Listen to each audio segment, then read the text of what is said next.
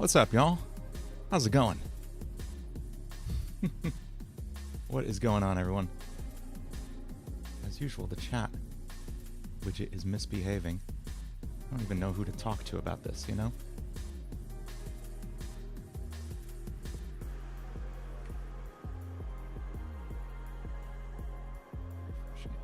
What's going on, y'all? Yeah, I'm gonna ping Discord in a second. Chill. Yeah, I've been in...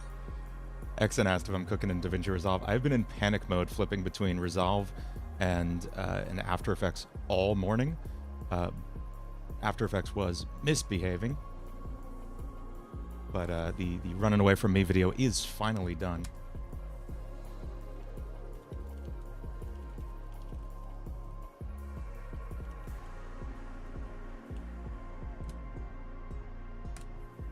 Okay, cool.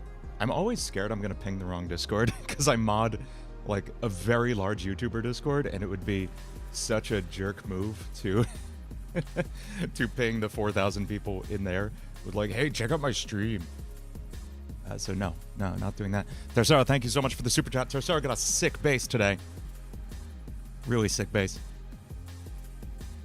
Well, I'll pull it up on screen in a second. It's really cool looking. Artemis, what if I did FNF songs with lyrics? I have respect for the people who can do it. I have zero interest in doing that. For one, it is not like legally permissible copyright-wise. It does not fly because it becomes what's called a derivative work, meaning you're kind of like making this unlicensed thing beyond a cover. Like covers we can license properly. You can do the paperwork for covers and you're good. There is no way to license adding lyrics to a song that does not have them. And if I do that, I can't make any money off them. And like, not to say like, oh, I gotta make money off of everything, but like this is my job and I do need to keep getting paid for it.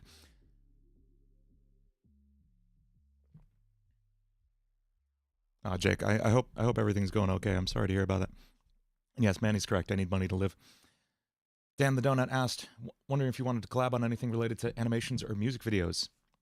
Yeah, I mean, so I have collabed with like people from the server before, and with creators of all sizes, and indeed people who have like approached me asking to collab. So it's not a stupid question. If you make really awesome stuff and you want to share it with me, I am always happy to take a look at it. And if it fits with something I'm doing, then by all means, I may give you a call. That's how I met Manny. That's how I met Mr. Shrew. Manny does a lot of animation work for my videos. Mr. Shrew does a lot of storyboards. Yeah, exactly. Like this is how I find everyone I hire. So yeah, I'm always down to take a look. And actually the artist on tomorrow's video, Running Away with Me, which let me can I show y'all like 2 seconds of what this looks like? Actually, I'm gonna post the video right now, and well, I just posted the actual video, and now I'm posting like a little quick teaser of it. We'll just hop into my like YouTube situation here, and so this is I gotta show them the thing. Which thing? I'm gonna show them this. But as far as asking to collab, what you're really asking is not, I would not call it a collab. You're asking for a job, right? The best advice I can give for that is to make it a huge win for the other person. Also a win for you. It's got to be a win-win. You need to get compensated for your work, but make it really easy for me to see exactly what you offer, exactly why I should hire you, why I should trust you. If I go looking through your Twitter feed, I'm not going to find some, you know, crazy messed up stuff in there. So that's like, those are the key things I would recommend doing, is make it really easy for me to say, yes, I would love to hire you. That is the key. So the thing, oh, that thing, I'll show, no, I'll save that for tomorrow, but Manny. I will show Tercero's bass though. Hang on. You got to see this because it's sick. Here's Tercero's new bass. Very cool.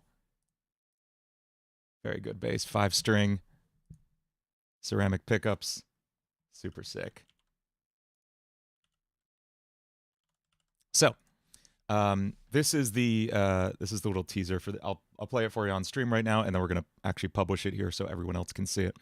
Oh, let me just pull up the actual thumbnail. Okay.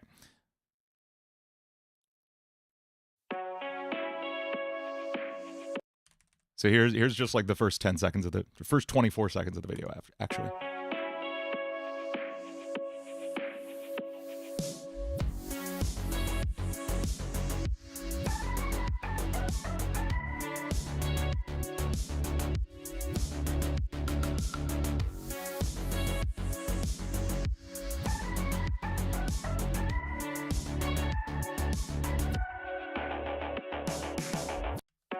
So yeah, that's the beginning of the video. We need to title this video before we publish it, and then I'm gonna answer the question someone asked a moment ago. Oh, Kessbug, I'll get your question in a second. Okay, what do we title this? I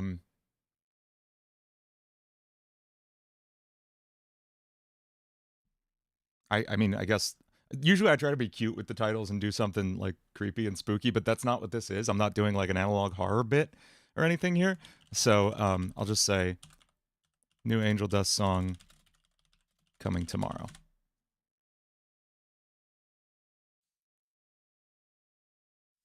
Is there like a halo emoji? That's kind of weird. I'm not going to use that. And yeah, we'll just roll with this.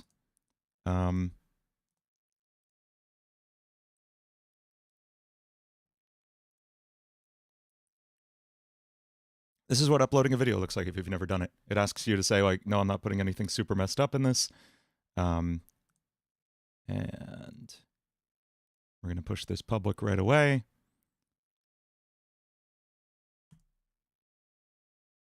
There we go. And then here's the actual video, which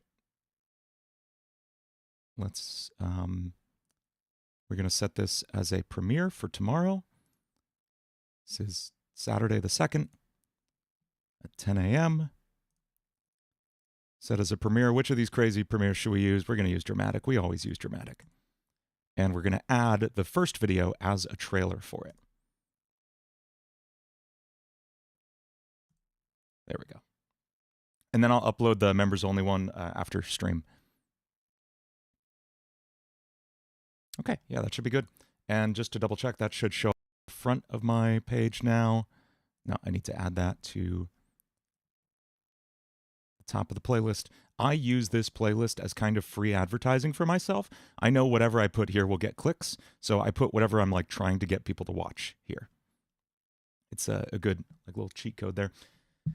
Okay, Kespug, got a question. Do you ever get into a rut where you keep doing the same style of music and can't escape it? And if so, how do you get out of this rut? I feel like I have the opposite problem, Kespug.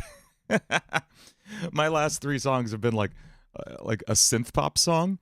Like, yeah, let's look at my originals here. We have a synth pop song, the Angel Dust song. We have a 90s New Jack Swing tune. Before that, we had a ska song. Polka, electro swing. I'm a mess. I have the opposite problem. But I do get what you mean of like, do you get stuck in a certain, cycle of the way you're working with something? And yes, absolutely. The 2 key things I can recommend for never feeling stuck or burnt out are make sure you're getting enough rest. And I don't just mean sleep at night. I mean like time away from doing the thing you're doing. Part of the reason I am able to just be always going is that I'm always poking at the polar opposite of what I'm currently doing. So I will be writing a song super hardcore, just deep in the music production, and then I'll go to the other end of things and work on graphic design and the motion graphics and the animation for the video. And then I'll go over here and think about like TikTok skits I could write and stuff. So I'm constantly using one art form as a rest for the other. And then there's also just like, take a break, take a freaking break, take some time off. I do sometimes, some days at like 3 o'clock, I will call it early for the day and just be like, I'm going to go play Celeste for an hour and just chill. And sometimes I need that. Let's see. Never updated. Oh, I do need to update the stream schedule. I have that on my to-do list. I never did that. I meant to have some background music playing here. Why did it stop? Here we go. We got some comics playing in the background.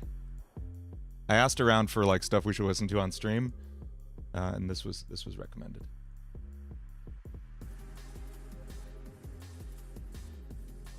Oh, Castbug, you just switched account? Okay. Oh, I was gonna say the other thing. I only said one thing, right? I said it's two things, and I just said rest. Right? Okay. Castbug, or Visalia, whoever you are.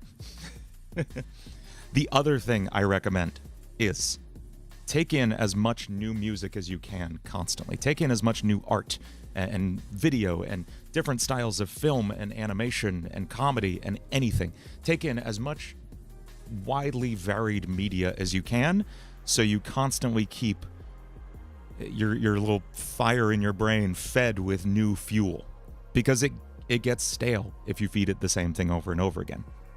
So I'm constantly listening to new and weird stuff, trying to just like slap my brain with something it's not expecting.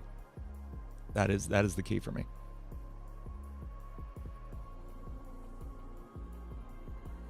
You think my style is consistent even if the genres are different? Well, thank you. Yeah, I mean, no matter what, at the end of the day, your voice is always going to come through. And I don't even mean like literal voice. I mean like your process, your habits are always going to come through no matter what you're doing. Even if you're trying to write something out of your usual style, there's going to be some little keys in there that are still you. Question, how do you make a song fit a genre?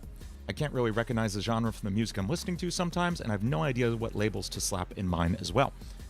Okay, there are a lot of things you can do to... Really, we're looking at two different problems here. One, you don't know what genres are. Can you tell me, like, you know, even the macro genre you're trying to make? Are you trying to make metal or pop or EDM? And then within those things, you know, within EDM, you have everything from, like, breakcore to dubstep to house, you know? And then... And within metal, similarly, you have, you know, everything from prog metal to gent, grindcore, whatever. So you want to be able to know your, even the palette of things you're trying to make.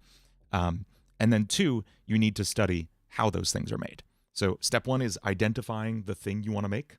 If it's, you know, big room house, whatever, then you go look up a playlist of that genre, either on YouTube, Spotify, whatever. And then you just dissect every single song on there. You listen to it, you try to remake it from scratch by ear, and you learn the tropes of that genre, the things that everyone does just a little bit, the commonalities between those things. Victini, oh, thank you for the super chat, Victini. Should listen to the Penny's Big Breakaway OST. Yeah, we're going to. We're absolutely going to today. I want to hear it. Walton Files? I need to check out Walton Files. I have not seen it yet. The only two genres are big punchy drums and not big punchy drums. I don't disagree with you, Peridot. And I find more often than not, I enjoy listening to big punchy drums. I was going through some music the other day. I got back into this band Frou Frou, who is it's Imogen Heap, if you know her. Sings Hide and Seek, but also like a million other amazing songs. And then this other music producer who, God, I don't know his name. I feel bad about that. Anyway, they're wonderful together. And I was listening through an album of theirs, and I was just like overtaken by how much my music taste has changed since the last time I listened to them. Because it's like really vibey and kind of breakcore-y like this. Not breakcore, you know, there's drum and bass influence. There's a lot of like light electronic stuff going on. And now I just listen to stuff that's like, so it's funny.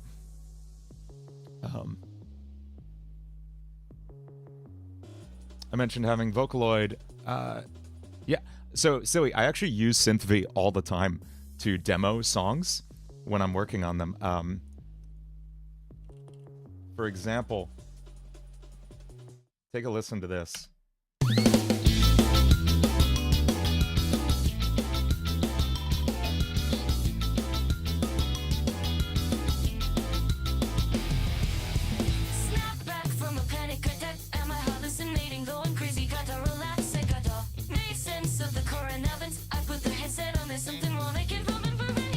So that's the sketch of the show that never ends that I sent Oreo in saying like, "Hey, here's what I'm doing. You wanna jump on this?" I did the same thing with What Remains of Me. There's a Vocaloid version of that, or Synth V, Solaria. So yeah, I love vocal synths. I think Synth V is very cool. I haven't gotten it to sound like good in a releasable way yet. I did not use Synth V for The End of All Things. That I actually just recorded and sent to her. I sang the part and I sent it to her. That does not sound as good. I forget what it was called. I think it was this. Let me find the file I sent to Lacey.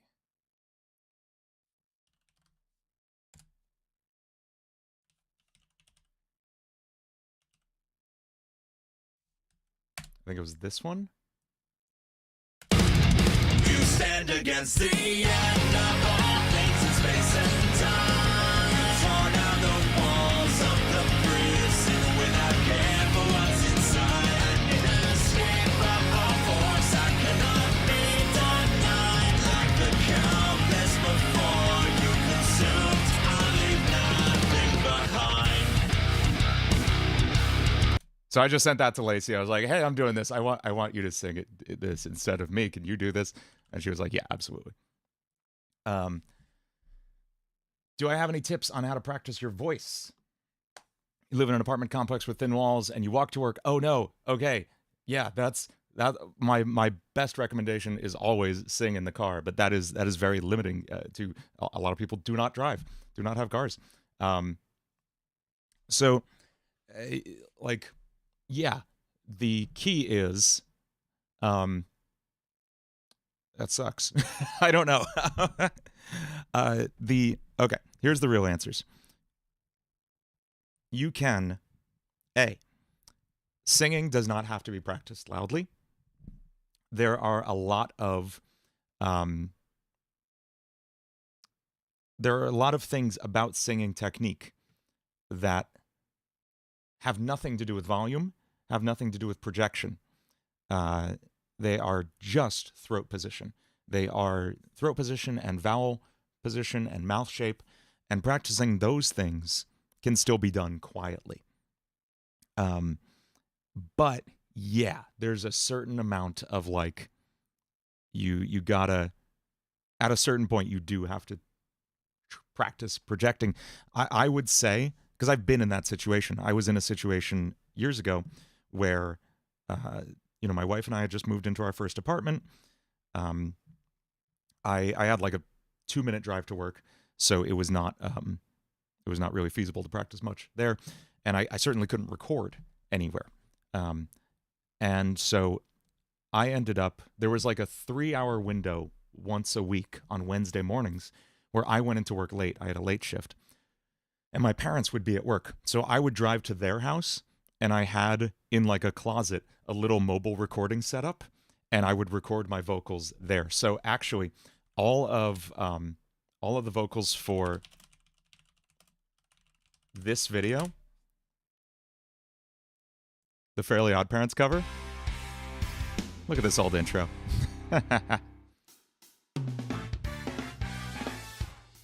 I'm 100% lip syncing here, as I am in pretty much every video. But this is actually recorded in the like closet at my parents' house at the time on a Wednesday when they were both at work. So that's funny.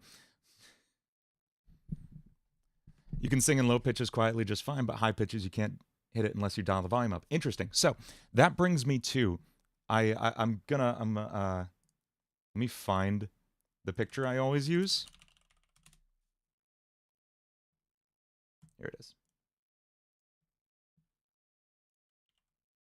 Okay. Welcome to Longest Solo Ever's 2-minute guide to everything you need to know about how your range works in singing. Yeah, screenshot this. I've also tweeted it out several times. It's around.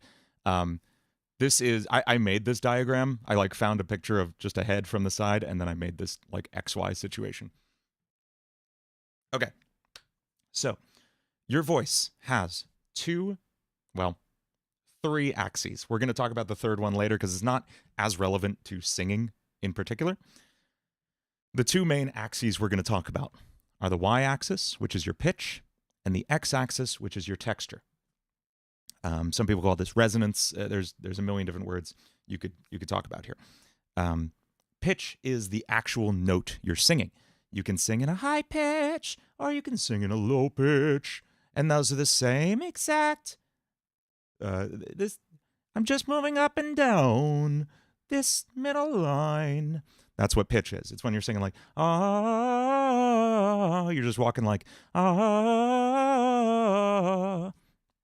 Now, texture is the difference between a very airy tone in the front of your voice, kind of here between your mouth and your nose, like this kind of range here, where you're very round and airy sounding. It's not quite a whisper, but it's up front. And then as you move it back, here's your regular speaking voice. This is where mine sits. And then back here, it gets kind of thicker and gritty. And I like to say that down here is where Rick Sanchez's voice is. Hey Morty, we got it. This is his voice. This is called the buzzer here. This is an exercise that my voice teacher, Lucas Magyar, gave me, which is you make a normal sound, and then you make a sound like a scoreboard buzzer, like so and that helps you find the muscle that controls this continuum. Now, do normal buzzer, and try to push all the way back. And there it is. There's your scream. That's a fry scream right there. It wasn't a good one because I haven't had any water, and it's noon, so I can't really scream when my wife is working right upstairs. But that's where a fry scream is. That's exactly where that lies.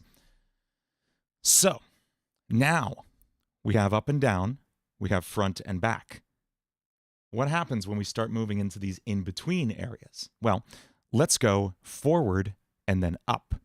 So I'm going to go from my speaking voice into this very airy tone here up front, and then I'm going to move it up into my falsetto, and this is where your falsetto lies. You'll hear me singing backup vocals with this really often. If I go really far forward and get really nasal up here, this is an electronical performer, you're one of us now. That's where that lies. That's right up here. And that's why that sounds completely different from when I'm back here, like, it's Kane over here. An electronical. Right? Fury, the show that never ends, there is a production walkthrough of that's going up on Quick Start Music in the next 2 days. All the details will be up there. I might post a little teaser of it on here so you can see a little bit. But all the downloadable Show That Never Ends project files will be up on Quick Start Music. Okay, so that's falsetto. Up here, this is also where, if you kind of round it out a little bit, Mickey Mouse's voice is here. Yeah, right there. And then we come back to the regular speaking voice. Now, if we go back into grit, and then we take it up here. I'm not going to belt right now because it's again noon and my wife is working. But if we go to Longest Solo Ever song and we listen to Overthrown.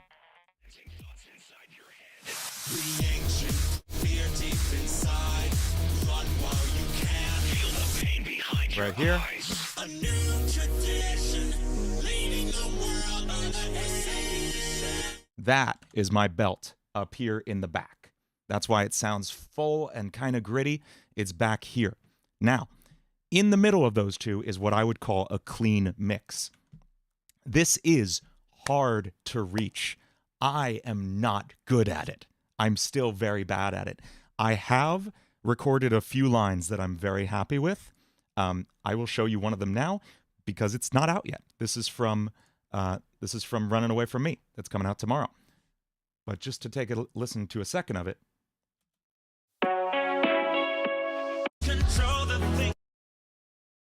Okay, here's the bridge. Running away. And I know I can't control the things I've been through. Maybe it was in the second verse. Every mistake I make comes in. That little every mistake, that is a clean mix. It's not gritty. It's not every mistake, you know, big belts. It's not every mistake. It's every mistake. And that is a hard spot for me to reach as a singer. My voice teacher put this as like falsetto is easy to reach for some people and belt is easy to reach for some people. And to get to the center, you kind of have to imagine it like a zipper zipping up and practice just closing up those two registers until they meet at clean mix. I can get like here, I can get that every mistake, but I can't get up here. Like I fall into my falsetto. So that's my situation right now. So I hope that helped explain these. The last dimension I didn't talk about is what I would call formant would be the best word for it. Or maybe timbre. I don't know. It's hard to say. I call it the SpongeBob Patrick continuum because I can stay on one note. I'm not going to move my pitch. I'm not going to move my resonance. I'm not going to go forward into airy or back into grit. I'm going to stay right here in speaking voice, but I'm going to move my larynx up like this, and I can stay talking on one pitch. I'm still talking on the same pitch. And now I move it down, and now it's down here. I'm still talking on the same pitch. So it sounds like SpongeBob or Patrick. That is this last element. Now you can combine all three of these things to get any voice you can imagine. So for example, when I was up here in my falsetto, I can have a really high larynx, and it sounds kind of like a little kid or I don't know, a little fairy or something. And then if I move my larynx down, same pitch, same placement, but now it's Mickey Mouse, you know?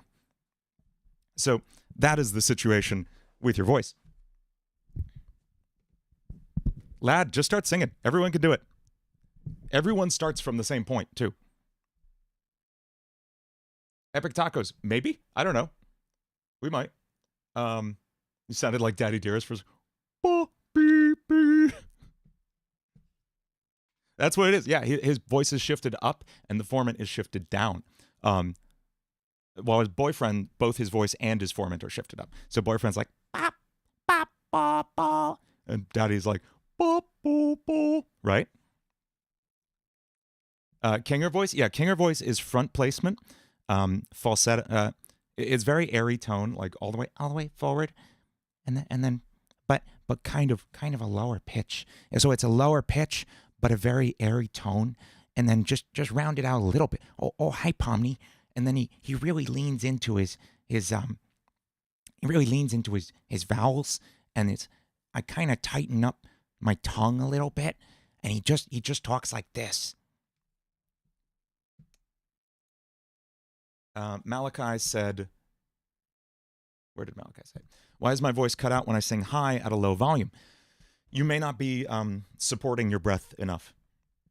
Something I learned relatively recently, like in the last year, is that no matter how loud you're singing, no matter how high or low you're singing, you should always be pushing with the same amount of air.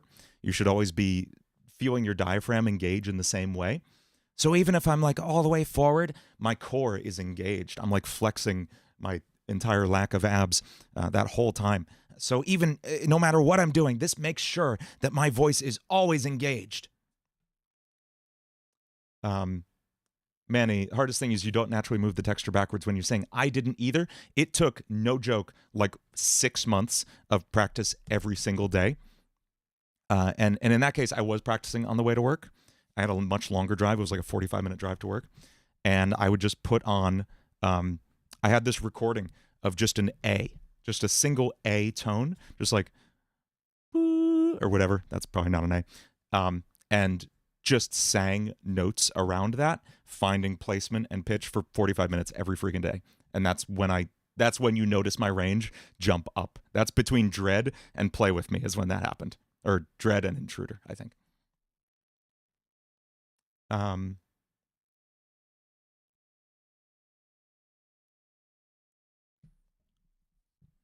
the hell do I mix vocals so they don't overblow and get compressed? Let's talk about my vocal chain. I'm going to pull up Pro Tools. 1 second.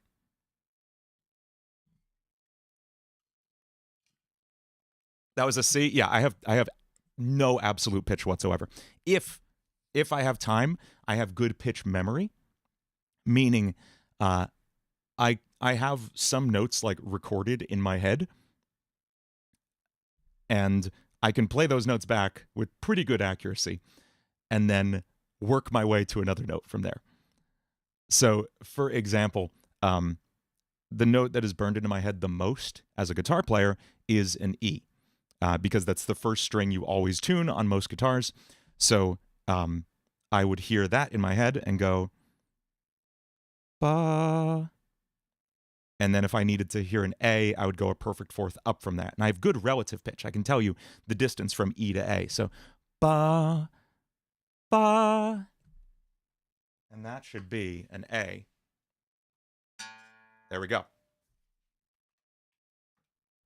But it takes time. I'm not like Jacob Collier, who you can like you know you can drop a knife in the next room over, and he can sing you every overtone of the knife he just heard drop. Like that's absolute pitch, and it's scary. And frankly, I wouldn't want it. Can you imagine having that much information piped into your brain at all time, the exact pitch you're hearing of every single thing you hear? I would hate it.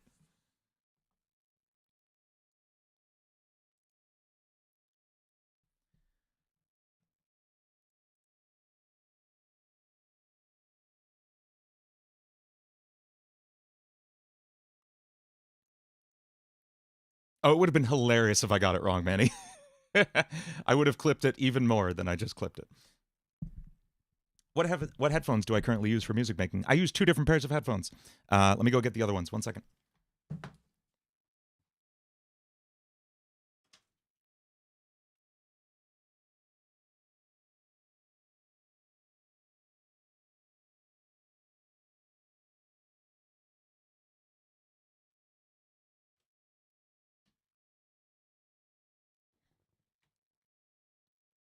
Okay. These are Sennheiser HD280s. They are over ear, meaning they go entirely over the ears. And they are closed back, meaning you can't see through them. There's no air passing through them. I use these for tracking vocals. These are my Sennheiser HD600s. I use these for mixing and just like general like usage on the computer. They are over ear just like the other ones, but they are open back. I don't know if you can see the speaker element through there, and like if I shined a light through this, you would be able to see the light come through it. That means that air is able to pass through the speaker from the outside. The door is real. Have you never seen the door open? Have I never showed the door open on chat? So, I forget what I was saying. Oh, yeah. The reason I use closed back headphones for tracking, recording the vocals, and open back headphones for mixing is because open back headphones bleed sound. When I'm recording, I have a click track going, so just like at all times, because it keeps me on beat. That would get into the microphone if I let that happen in the booth. So why do I use them here? I use them here because open back headphones have a more accurate bass response. Something about allowing air to like compensate, something about allowing air to fill in the space when the speakers move lets them move a little more freely, I think. I don't know. Either way, the bass sounds so much clearer on these. These are really, really comfortable. They are 3 times the price of the other ones. So those I think are like 100, maybe 150, and these are over 300 at this point, I think. But it's, I do this professionally for one thing. You do not need headphones like this when you're starting out, and they do make a difference for me. The door is fake, and I'm really good at live video effects. Does anybody remember the time I did a live alternate attack on stream? I think was it for Code Red, or was it for Overthrown? I forget. Let me see if I can find that.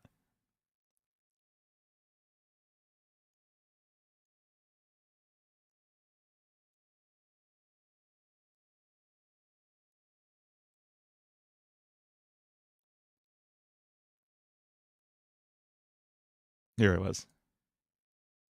We hadn't Pranking really my gotten chat with to the Mandela lyrics catalog. or anything yet, right? It's scary, by the way. Jump scare.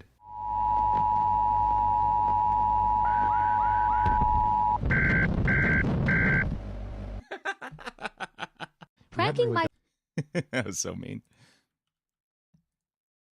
Okay. Hopping into Pro Tools. Try it in your monitors. Yeah, I love... do I have mine here? I have mine somewhere.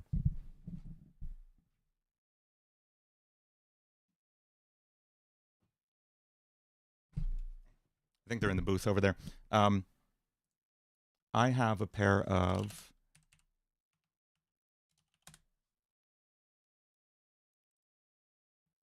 $215s. That's it. I always forget the number. These Shure SE215s.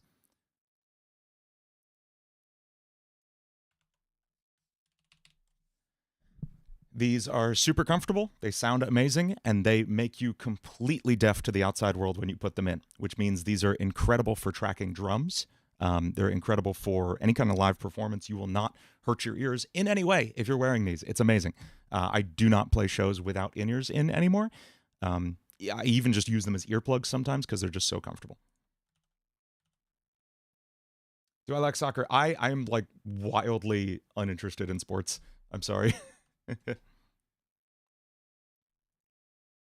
Any decently priced headphones I suggest for kind of advanced music making? Yeah, I mean, definitely the I would say my favorite in like the budget range would be the Audio-Technica ATH M40s. Is that still a thing? These guys. Audio-Technica ATH M40. Very, very comfortable. Great bass response for closed back headphones.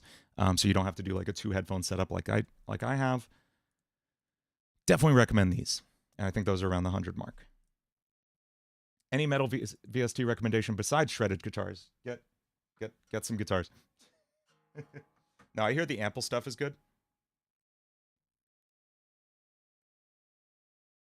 Forget how much of a jack of all trades I am.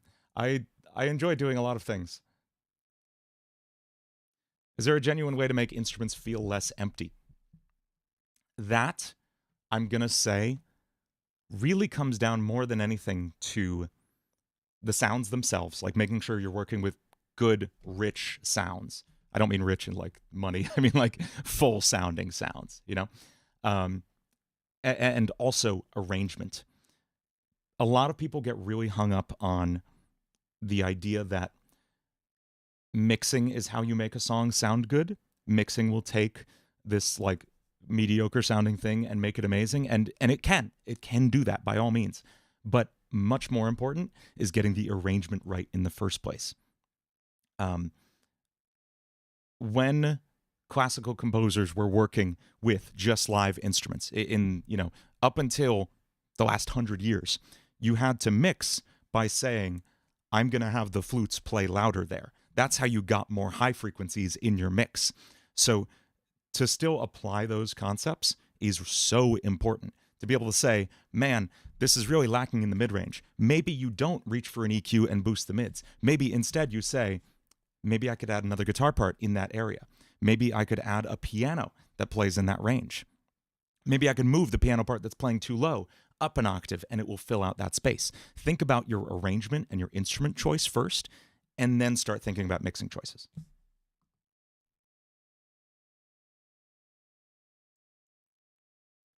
Is it better to perfect your mix after you finish the song or perfect it as you're making it?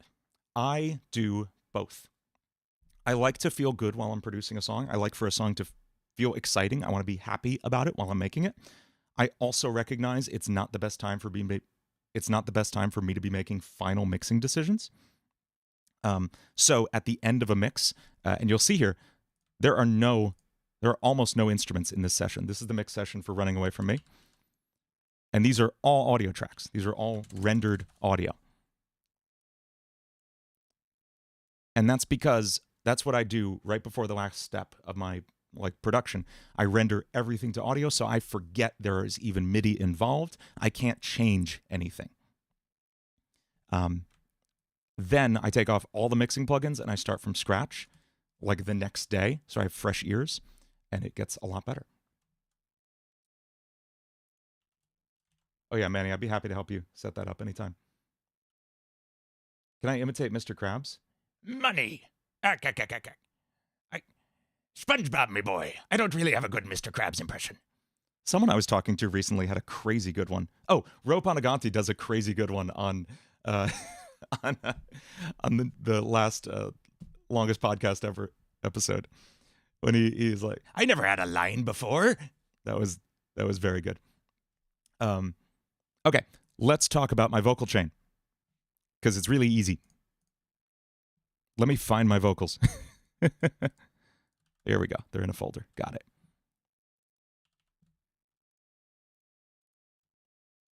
All right, so I'm just going to loop this segment. Lying awake, I'm stuck in my own head. And I'm just going to take off the echo and stuff. Lying awake, I'm stuck in my own head. Okay.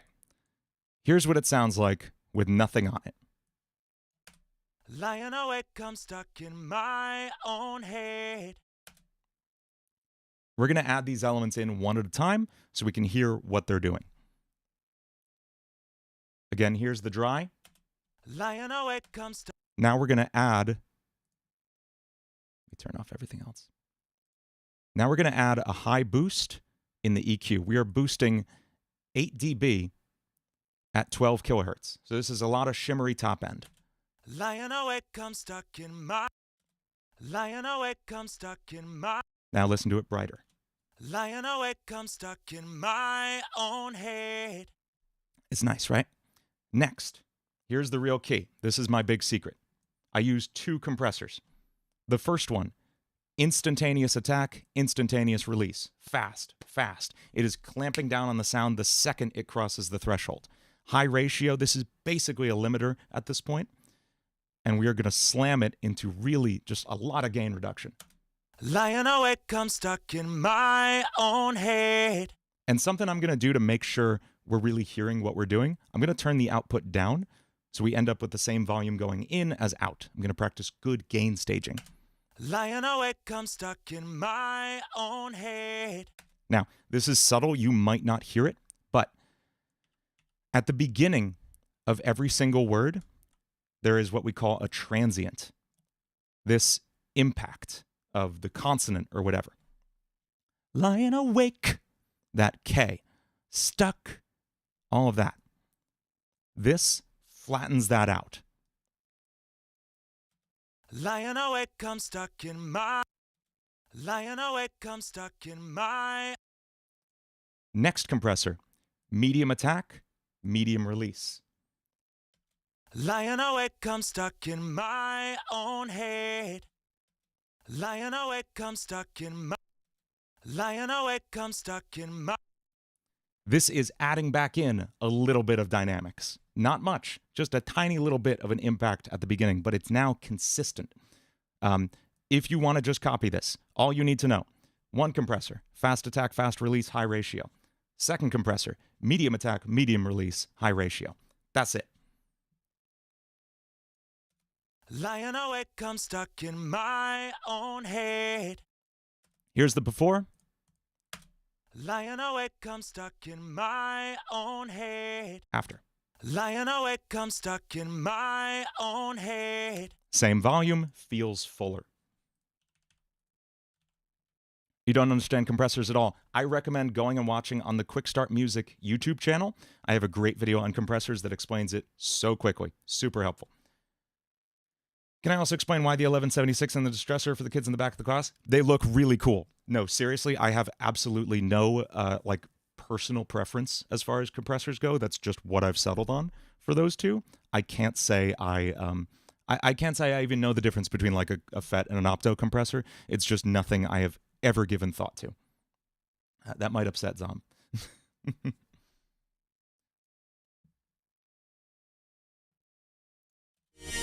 Oh, I didn't mean to bring that back up. Where's comics and stuff?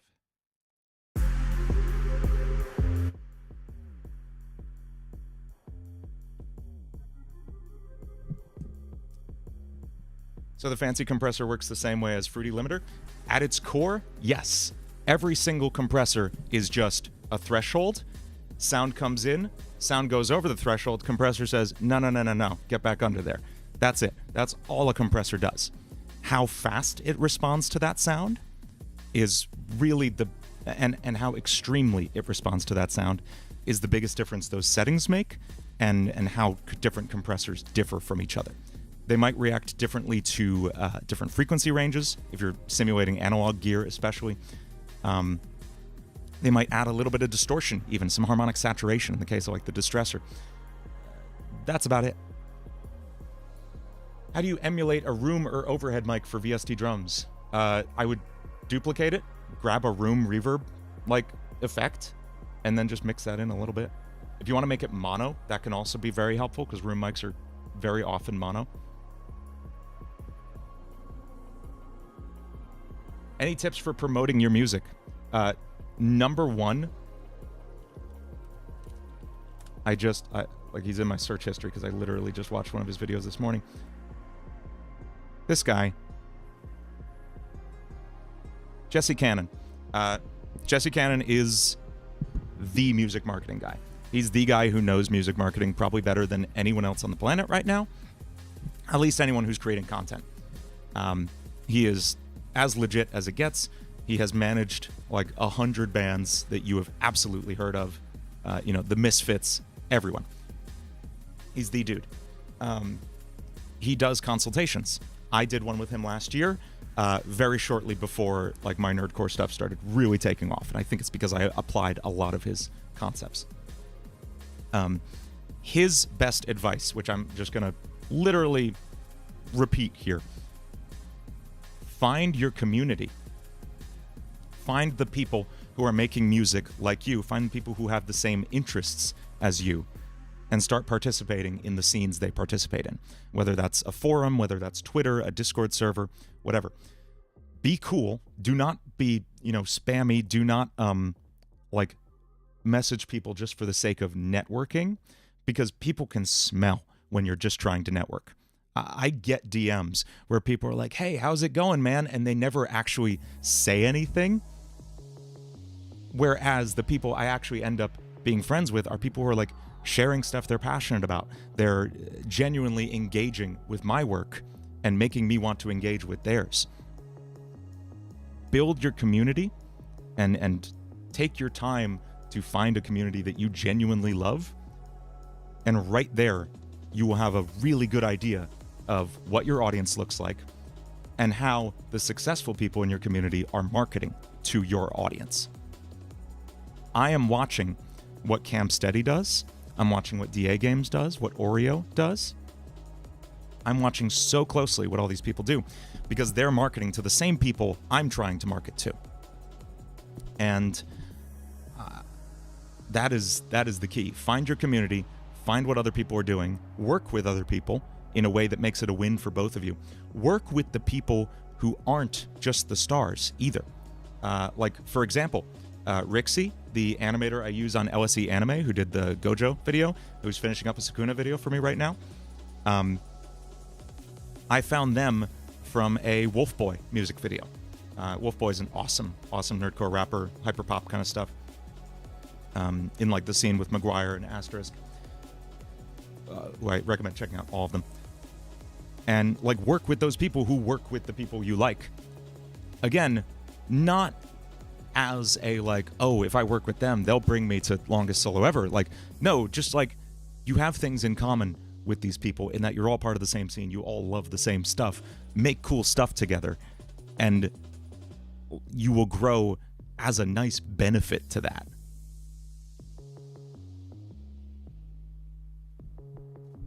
Yeah, that's awesome, XN. Like you were doing it right. You were doing it right. It also goes, like without saying, also be really, really, really goddamn good. You have to never, ever, ever stop improving your craft in every single way. You cannot stagnate for a second. You cannot stop learning. You cannot stop practicing. You cannot stop holding yourself to a high standard. I don't want to say be a perfectionist because that is not productive. I think you should be an 80% perfectionist. I think you should strive to always be 80% as good as the best thing you can find. If you can get there consistently, you will do great.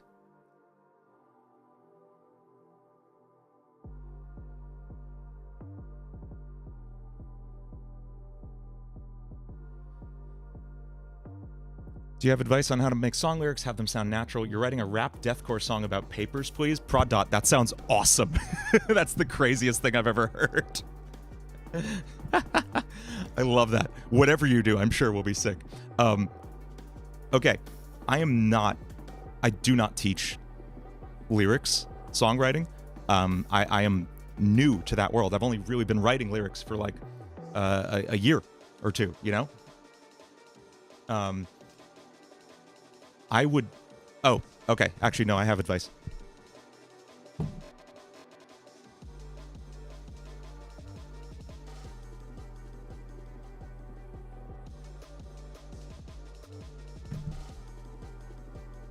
Grab these books.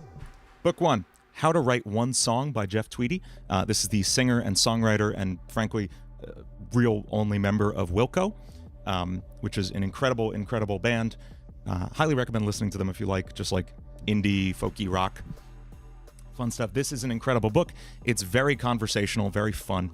There is one quote from it that, like, I loved so much I had to write it down. I'm going to pull it up for myself right now. This is sick, by the way. Comics has just, like, killed it on this.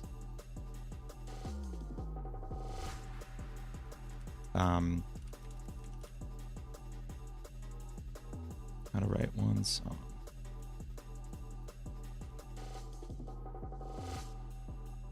When I'm, here we go. I read a little bit every morning. And each morning after I read, I try to take notes on the thing I just read and grab any moments that like really stuck with me. This is the one that got me the most from this book.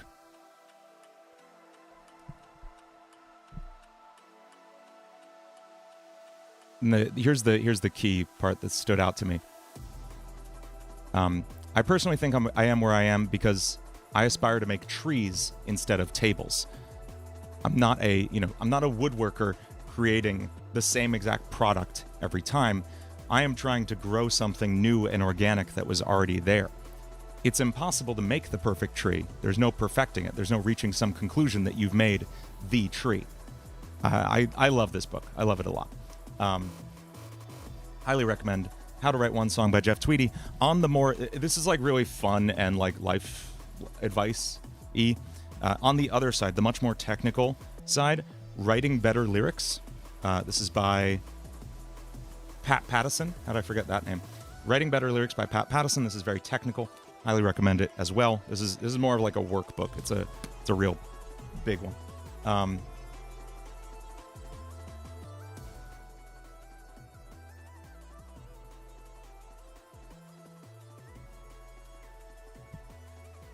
Someone asked, when you add MGR songs, when you add vocals to a track, is it better to have the track already mixed and mastered before or after the vocal records? No, this is kind of like adding an egg to a cake after you've already baked it. You want all the pieces in there when the master happens.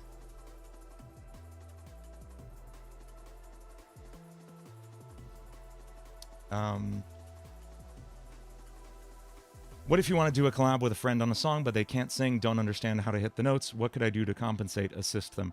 Zalia, I have to ask the honest question. Why are you working with them? And that's not me trying to say, like, oh, why would you work with someone who can't sing? Like, I'm literally saying, ask yourself the reason why you're working with them. Why does this song have to be with them? And why do they have to sing it if they can't sing? What led you to that choice? On a practical level, there's always autotune. You can make a guide track for them. I'll do this a lot, either literally singing the part I want them to sing, or if I don't do that, I might write a piano line for it. Oh, now we're in Friday Night Funkin' territory. I can't handle this. I'm sorry.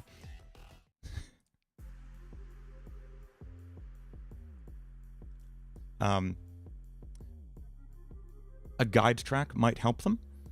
Some coaching might help them. Just spend some time with them, walking them through it. But first of all, you got to ask, why are you asking someone who can't sing to sing on your song? And you should have a good reason for it.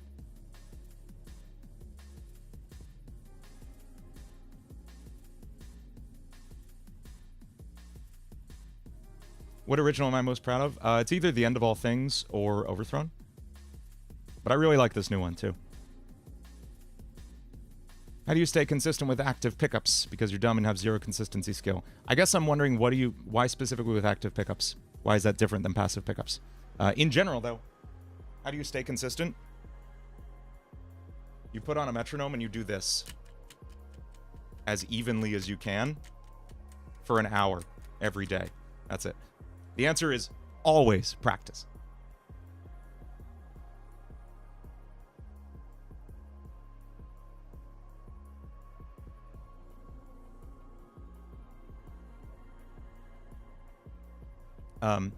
Okay, let's talk about how much you should practice. The answer is really as much as you want to. I practiced a lot growing up. I would say between the ages of 12 and 20 or so, maybe 21, I practiced guitar or music in general on average 4 to 6 hours a day. And especially in college, I would spend 3 of those hours just running scales with a metronome nonstop. And that, like, there's no shortcutting that. But I did that because I loved the instrument. Don't do it if you don't love the thing you're doing. I happen to love it 4 hours much.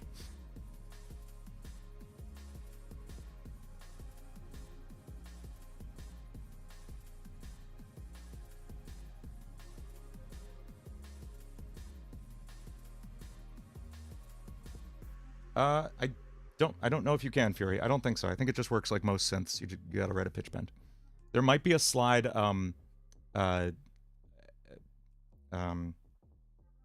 articulation you could use, but I'm not sure.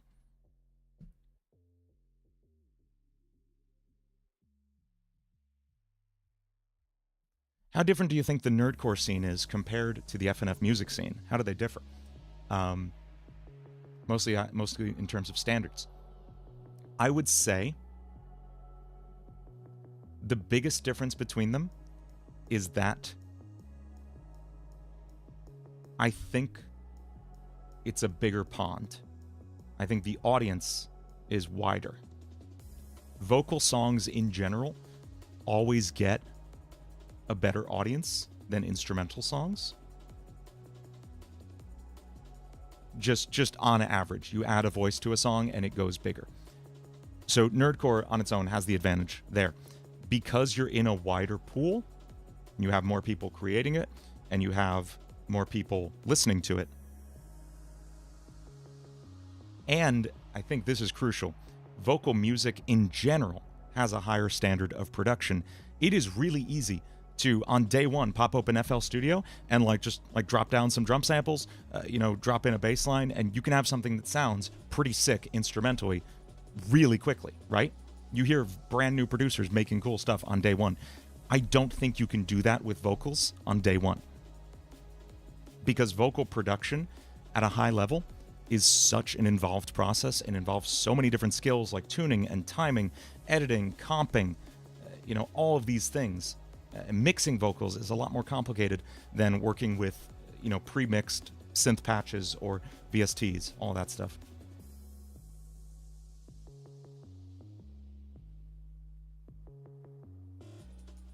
Check out Incredibox yet. I forget what that is. Oh, no, I'm not super interested in that.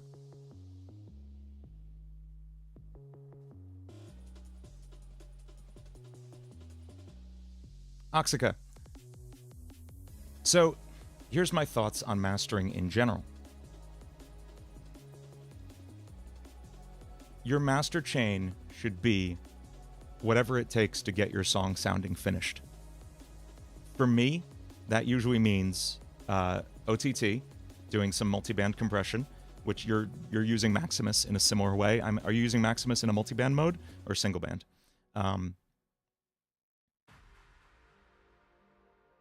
And then just a standard limiter, just FGX2.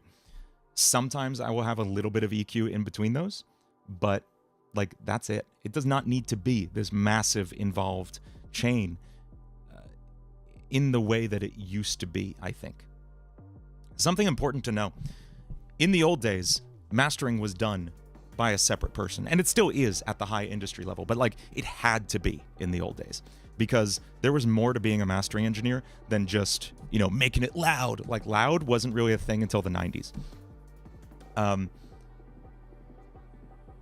The main job of a mastering engineer was to make sure the sound would function on the medium it was being recorded to. So if you were mastering a vinyl record, you had to master it in a way to make sure the low frequencies are balanced from left to right and they're not too extreme so they don't cause the needle to pop out of the groove in the vinyl. You have to make sure that you're not going to distort the vinyl because it has a very specific ceiling of what it can handle. You have to know the physical properties of how it behaves in this way.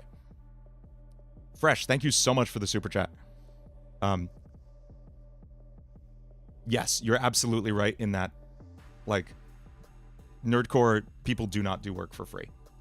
Whereas FNF is built on like that open source kind of vibe, and it's a lot more focused on free work. And paid work tends to be higher quality.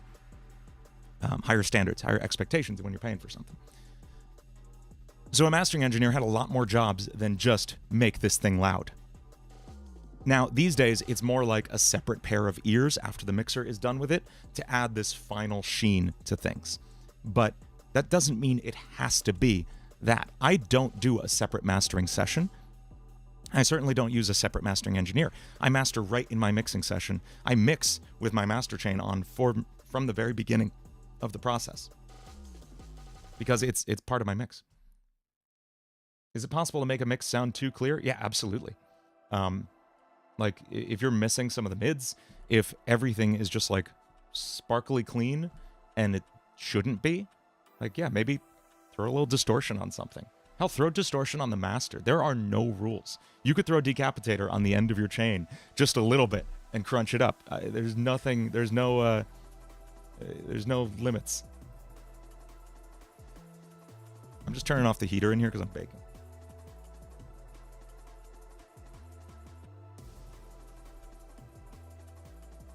Who are my favorite guitarists on YouTube or any social media? What's his name?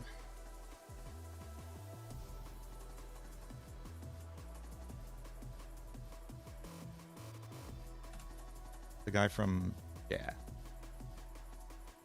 This guy's insane, Manuel Fernandez. Manuel Gardner Fernandez. He's an absolutely incredible guitarist. Obviously, Ichika. We love Ichika.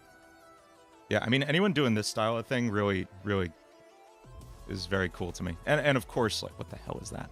And of course, Tim Henson. Yeah, anyone doing this like new style of guitar, I really enjoy.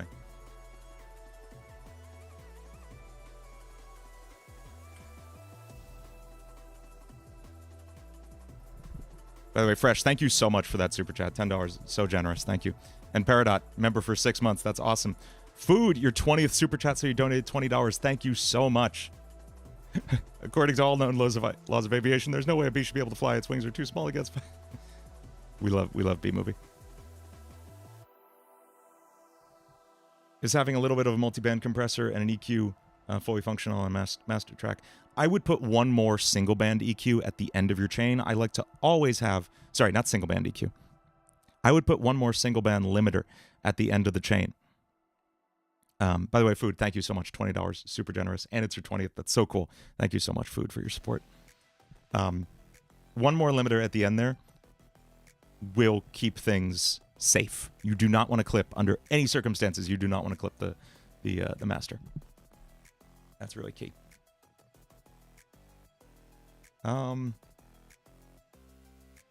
So yeah, we're gonna do a few things today. We've just been kind of hanging out for an hour. I need to never hear Friday Night Funkin' music again. Do we have any other non-FNF stuff? I know Katie Scary has a really good lo-fi album. There we go. So, yeah, I wanted to do a couple things today. One, Victini's been recommending I check out Penny's Big Breakaway all week.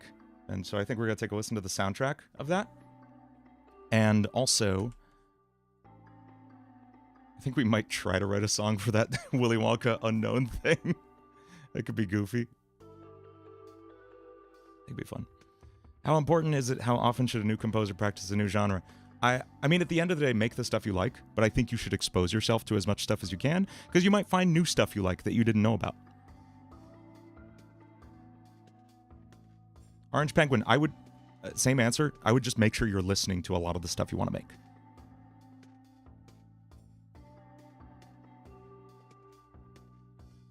Chat's frozen. Chat's always freezing. So annoying. With the limiter, yeah, the limiter's just a safety. Hey, D.MP4, what's up?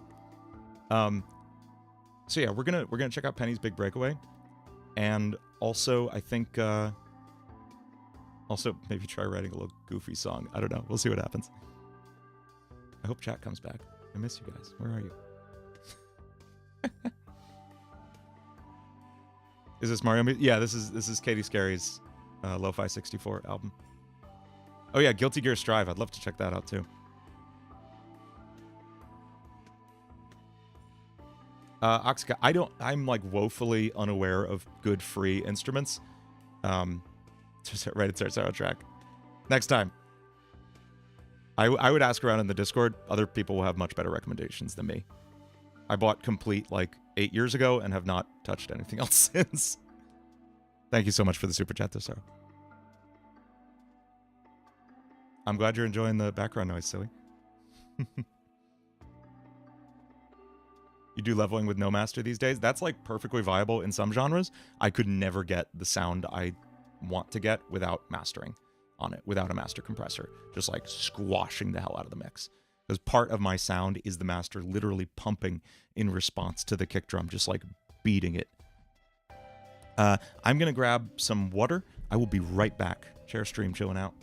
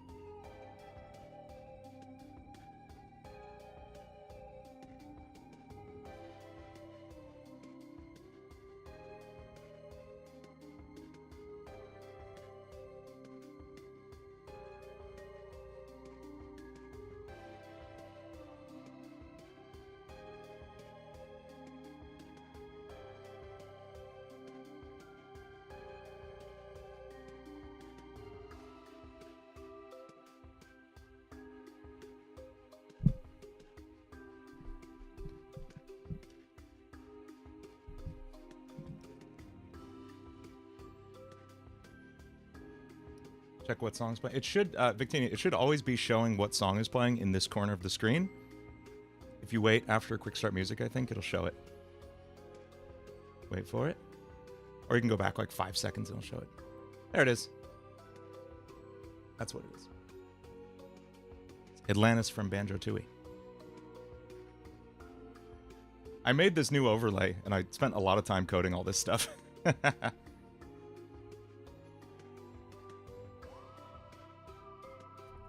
That also works, Exon, but then you're not getting it on your vocals too. So I'll do some processing on an instrument bus and some on a vocal bus and then some more on the master bus. What's my favorite food? Like if I had to pick one thing, I don't think I could ever eat like one thing for the rest of my life. Maybe like eggs and bacon. I like that. But if I had to pick like a favorite food that's like my favorite thing to go get, it's like any Chinese food, but especially like sesame chicken or General Tso's. Oh, nice coffee. Awesome. I keep meaning to listen. I'm so sorry. I've been so busy. What's overlay coding based on? What do you need to learn to make them? It's a few things. Oh, Power Fresh, thank you so much. What are my thoughts on the Willy Wonka AI incident since we were talking about an unknown song? Okay, yes, I will talk about it in 1 second. Thank you so much for the super chat, Fresh. Drep, I will show you what the overlay situation looks like. As soon as I remember where I actually store it. 1 second.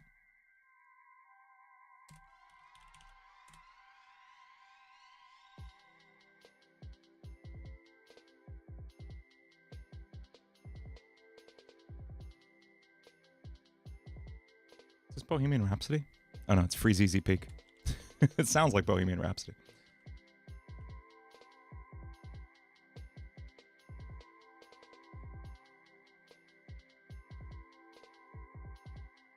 Okay. Here is what this all looks like. This one's distracting. I'm going to skip it. How did I get Bohemian Rhapsody out of that? Listen to the beginning of it.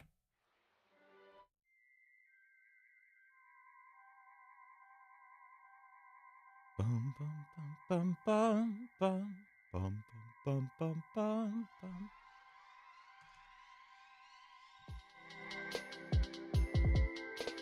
Mama just killed. That's the piano part.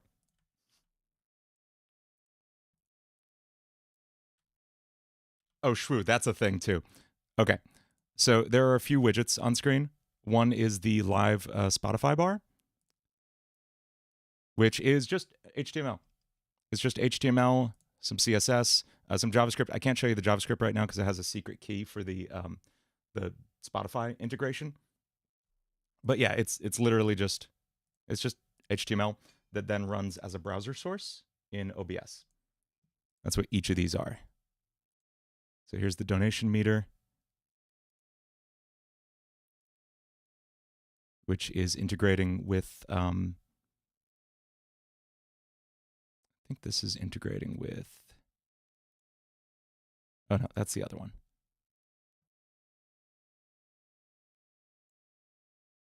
Oh yeah, this is the center bar. Okay, yeah. This one isn't this one is just integrating with like a text file on my computer from Stream Labels. So yeah, it's all just HTML running as browser sources, which I used AI to code. I did use ChatGPT to code all that. Oh God.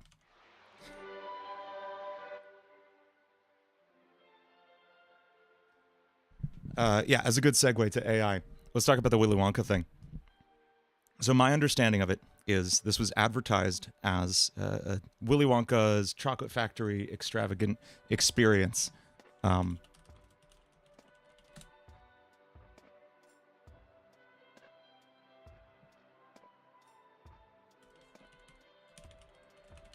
see if we can see the ad for it. Here it is.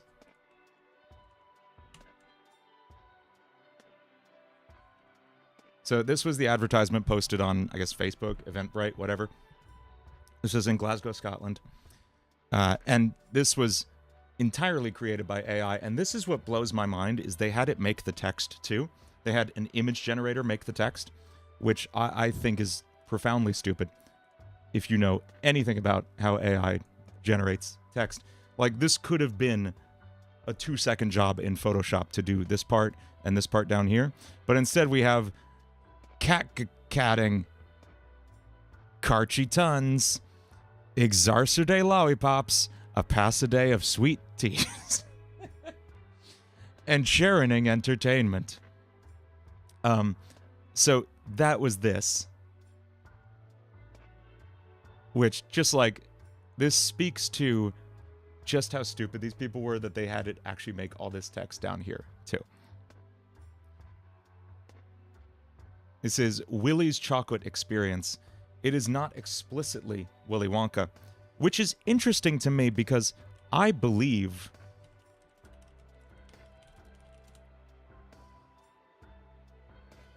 No, never mind. I thought Willy Wonka might be in the public domain. It's not yet. So this is explicitly not quite Willy Wonka. This is just Willy's Chocolate Experience. And I found the actual script for it. and it's amazing. We're gonna go through it while we write possibly a song.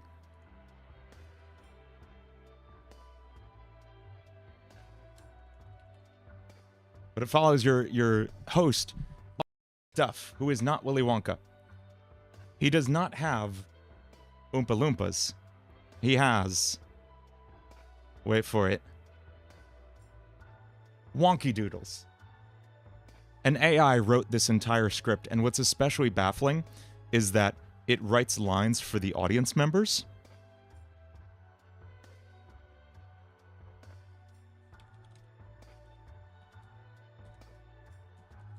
Where is it?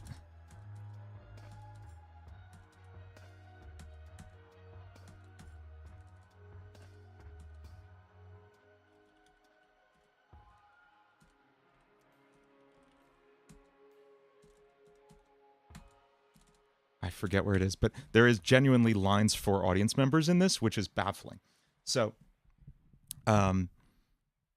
my guess is they handed ChatGPT, or there's a bunch of tools that are like based on ChatGPT that are advertised as being like specifically for screenwriting, and they can do longer form output like this.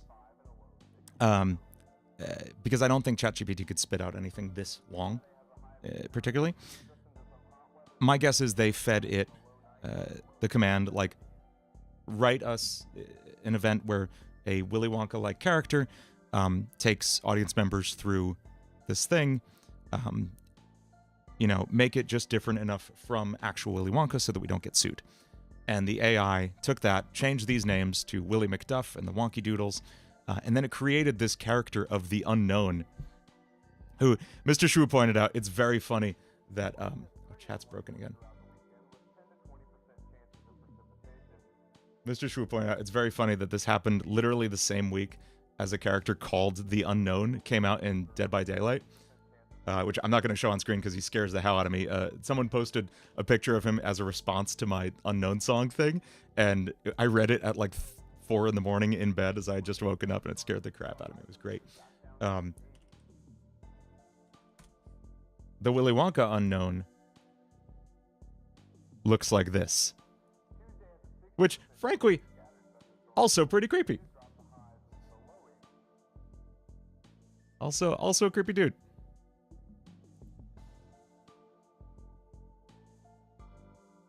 Yeah, the Dead by Daylight Unknown is terrifying. I'm not going to show it on screen. It's spooky. Yeah, so the Unknown in the script is an evil chocolatier who wants to use the... Oh, and the script gets baffling. Willy McDuff created the anti-graffiti gobstopper, and I read this the first time as anti-gravity gobstopper, like 40 times in a row. But no, it's the anti-graffiti gobstopper, which can clean up any room or something. And the Unknown shows up with a device that emits a sinister glow, and, like, wants to use it to make everything messy instead. So it's like, it's a coherent, if baffling and stupid story. Is this huge enough to get a song? I don't know if it's huge enough to get like a real mainline song, but we could make a goofy little 1-minute thing. Something I want to do more is Jake Neutron just makes like, just knocks out songs like they're nothing and throws out a demo and gets like 1 million views on it. And he's brilliant for that. Sonic Destruction is like this, but for Sonic and the Snap Cubecast. Oh, that sounds wonderful. What time is it for you guys? It's the early afternoon here for me, 1:20. Fortunately, okay, so just so you know, I can see the real chat. Like I have this on my other monitor, so don't worry about me not seeing anything if that chat's broken.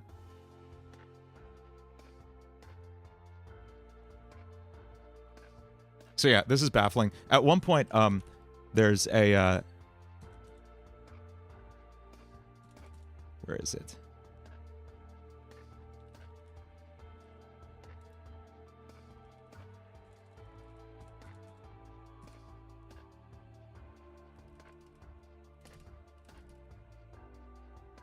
Here we go. At this point, there is the direction for this actor to catch a bubble, which then gently pops on cue releasing a small twinkling light that ascends into the rafters. So this is a massively complicated practical effect that this AI has just written and was handed to the actors like 2 hours beforehand in order to memorize it. So all over, this was a bafflingly stupid thing. Everyone's using this as a thing to demonize AI, which, like, I'm not going to chime in on whether, like, it's good or bad for the creative industry in general. It has, like, the negatives of it have been very thoroughly covered. I don't think AI is the problem in this specific case. I think that someone could have just as easily written the stupidest and worst script and handed it to a bunch of, like, underpaid actors with zero budget to develop an experience of any kind. And it would have been just as bad. I think it's very funny that AI was involved because it's really goofy in a lot of specific ways. But this isn't like this is the danger of AI thing. Like, no, this is the danger of greedy, stupid people. And AI was just the means by which this happened this time. That's all. It's very funny to me.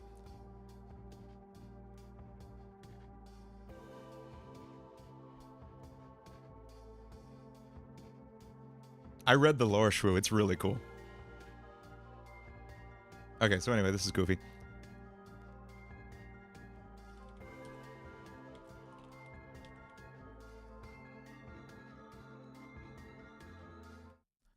I want to check out the Penny's Big Breakaway official soundtrack. This is a soundtrack by T. Lopes, one of our favorites on this channel. Let's check this out.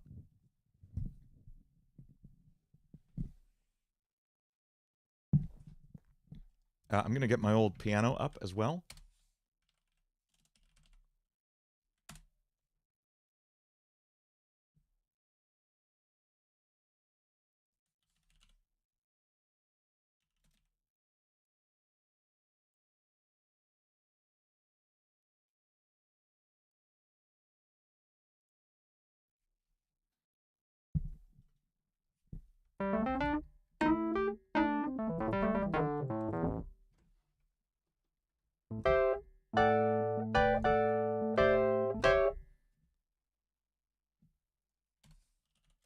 I wonder if I can get my MIDI visualizer on screen too.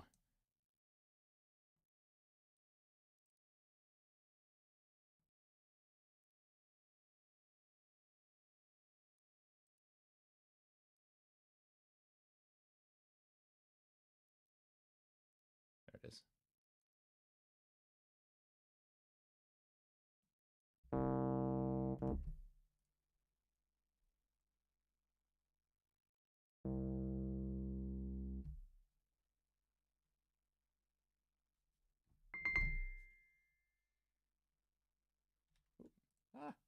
I'm breaking everything. There we go.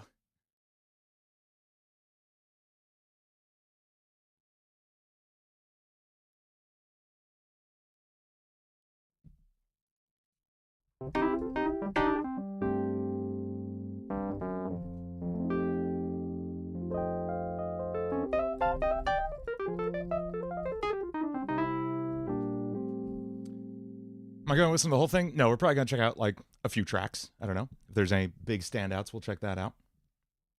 What preset on the synth is that? This is the Scarby A200 in Contact 7. This is a simulation of a Wurlitzer electric piano. So it's not quite a synthesizer. This is actually like a... It's an electric piano in the way that an electric guitar is an electric guitar. It has little metal reeds inside of it. They have a really cool sound to them.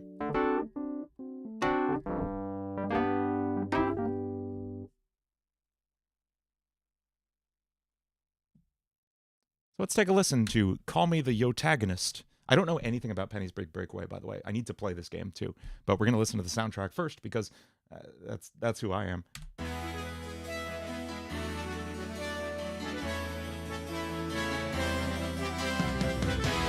There it is.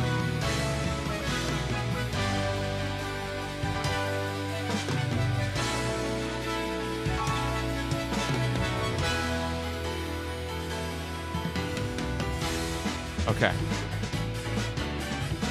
Okay, there's so many things to talk about already.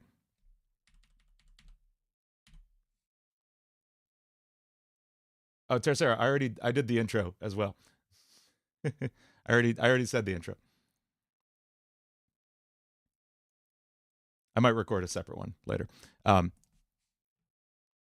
So let's talk about every element that's going on here, because this starts as this epic fanfare, then this like classical harpsichord works its way in, and then this drum beat just kicks in right after that. This is so many things going on at once, all while there's this big heavy rhythm guitar underneath it.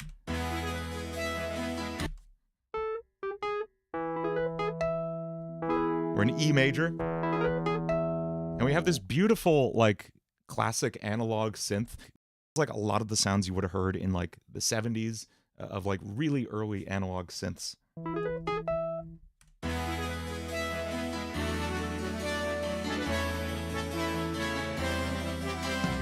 This is, what is this chord progression from?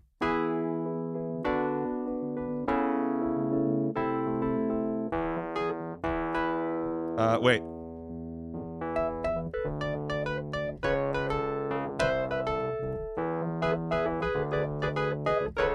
There it is.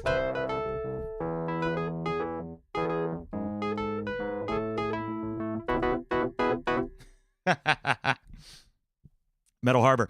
I don't know if that was intentional on T-Lope's part, but yeah. So this is a cool chord progression, and I'll explain why. For one, right off the bat, we are dealing with what's called mode mixture, a borrowed chord from a different scale. We're in the key of E major, right? And E major has 7 chords. D is not one of them, but that's the next chord we hear. And then we go to A major, but we're in first inversion. This C sharp is in the bass, so we get... And what's most important here is what the bass note is doing. It's walking down stepwise. And it keeps going down. A minor, again in first inversion, with this C. Now, why is that important that we're in an inversion? Why does the bass have to be doing that step motion?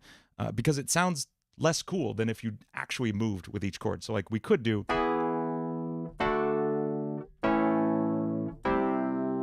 Also cool, but I like this motion.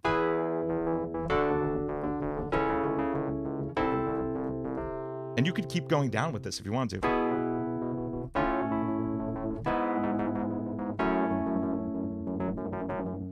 You know?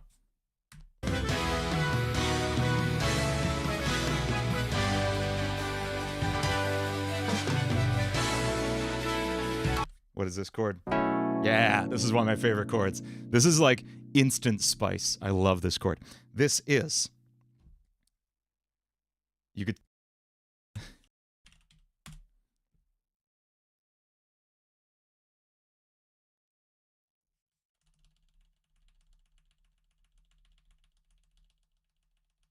Okay. This is one of my favorite chords. This is like instant shortcut to like just spicy, cool sounds. And I love it. I use this all the time. Not so much in my nerdcore stuff because it doesn't often fit, but when I'm writing like funky soul stuff, like for my wife's new project that she's working on, I use this a lot. And this comes up and it sounds so cool, especially on piano. Let's talk about... What should I call this? Crap. Well, in this case, it's A over B.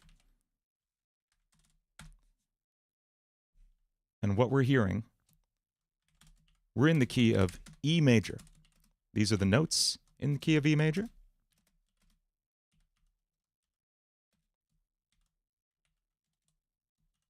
And the chords that come with them.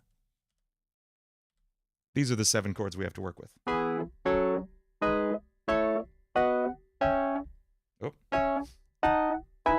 Those are your 7 chords, right?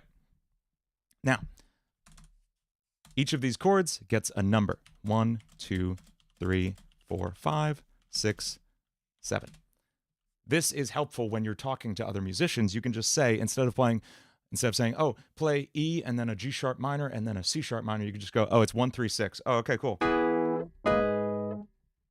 You know, It's much faster shorthand. When you just write these on a paper, this is called the Nashville number system. But when we're working in like a classical analysis environment, we would actually use Roman numerals for these.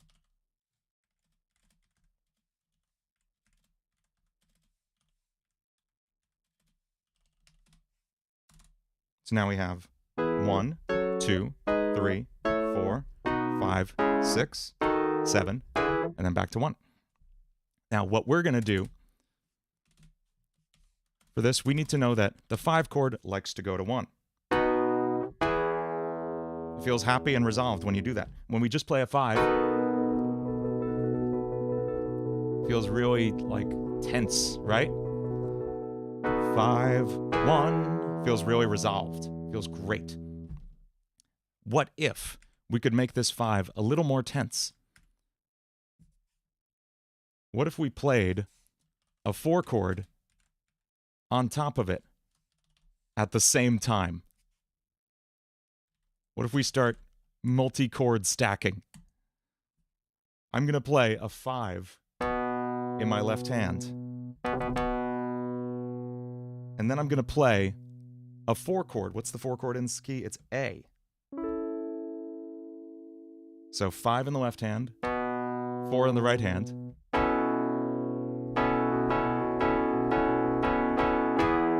And it sounds so cool.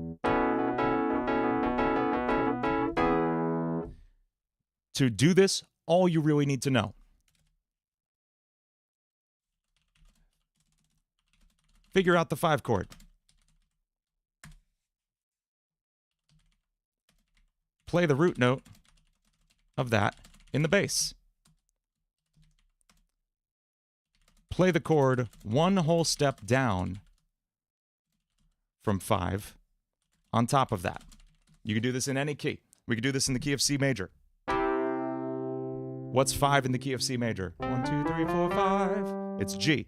So we put that in our left hand. What's a whole step down from G? It's F. And it's such a cool sound. You will hear this all over Wolfpack stuff, like...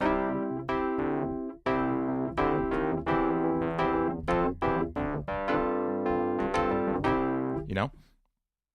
Yeah, if you want to analyze it from a theory perspective, what are we actually getting here? In the key of C, it's F over G. So that's F, A, C, and G. But really, if we're organizing it, it's G, A, C, F. That's the root. It's the 9, the 11, and the 7. So really what we're working with is it's a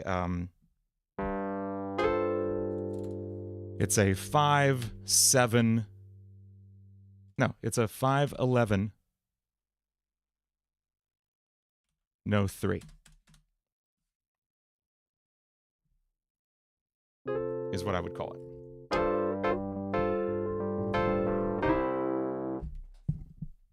So, there's my favorite secret weapon chord.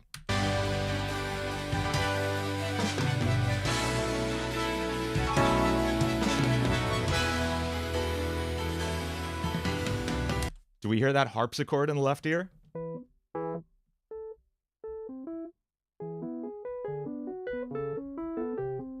Doing that little twinkly bit. Listen over here. I love this. And now drums are in.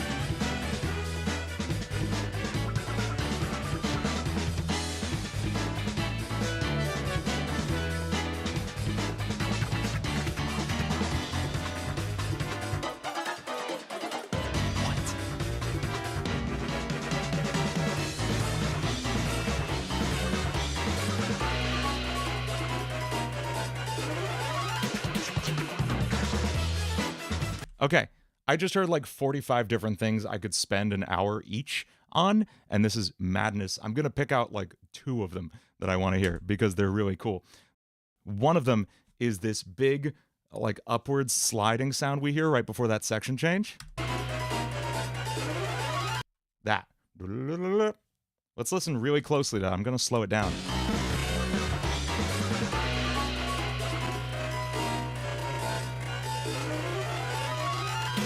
This.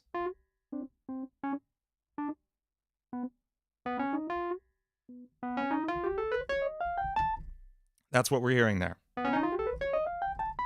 We're not just sliding up the chromatic scale or sliding up like a major scale, whatever. We're sliding up specifically the whole tone scale. This is what you play when you want things to sound really dreamy in a TV show, like...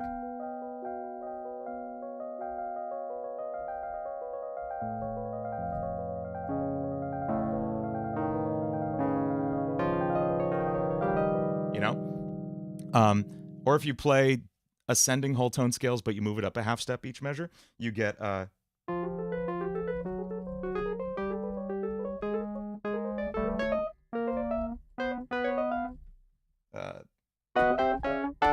know, that thing. Whole tone scale is just a scale where every single note is a whole step up from the previous one. So we could start, in this case, we start on B. We go up a whole step, 2 half steps, 2 of the smallest step you can move. And we keep doing that.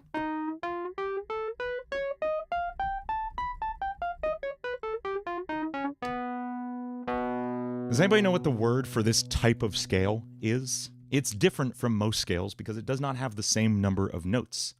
It has 6 notes. It's not a pentatonic scale. A pentatonic scale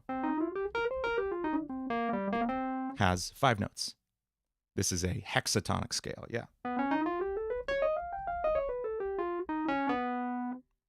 It's fun. And yeah, it gives you this never-ending feel. It's very cool. It doesn't feel like it resolves anywhere because there's no half steps. In any other scale, the half step is where the resolution happens. In the C major scale. Right? But when you're in a scale of all whole tones, it can't resolve anywhere. It can't go anywhere. There's no resolution. It's a very, like, spacey, tense feeling scale.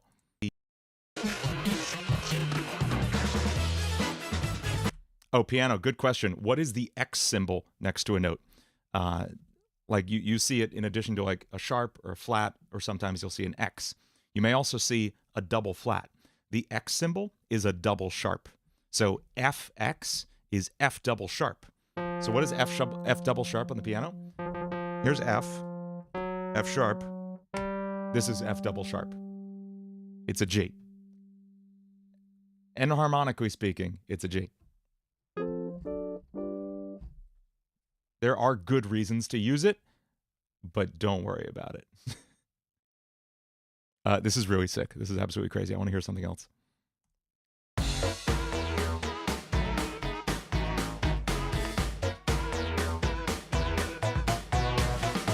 This is not a traditional drum beat you would hear. Most drum beats we work with sound something like, let's see,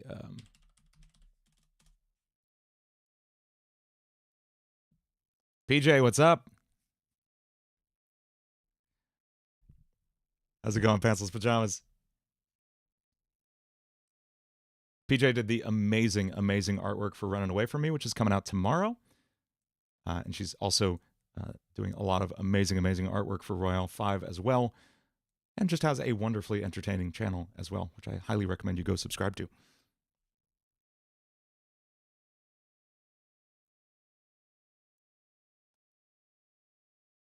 So the drum beat we're hearing on this, if I can find the kick drum.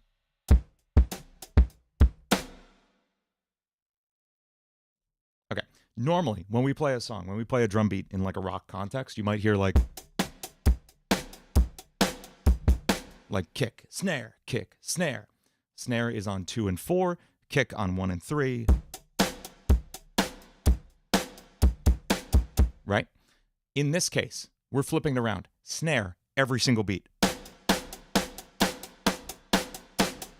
Then we're going to answer that snare with a kick drum in between sometimes.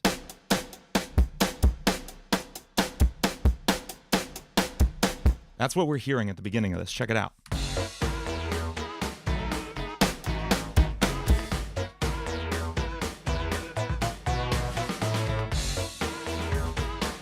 And now it's more traditional.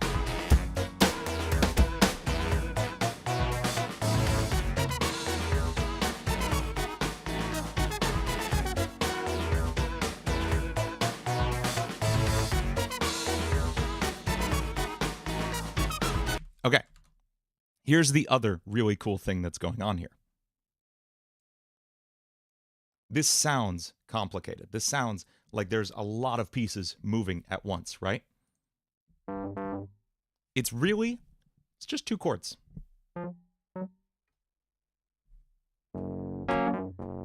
Yeah, okay, I got them. We'll edit that out in the VOD. It's really just 2 chords.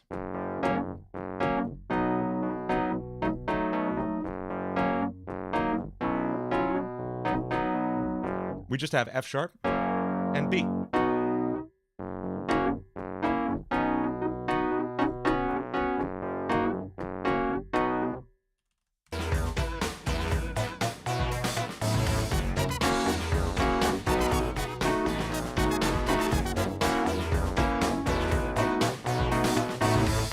What makes this interesting is how he plays with the voicings of those chords. He has them step to the side just for a minute.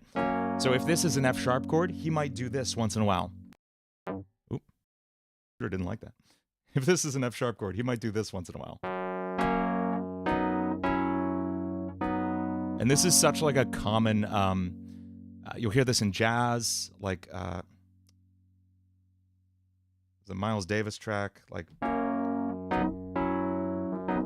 Freddie Freeloader.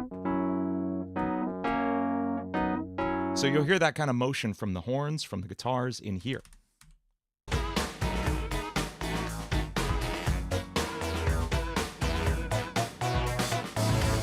And then the bass line is just kind of walking around that.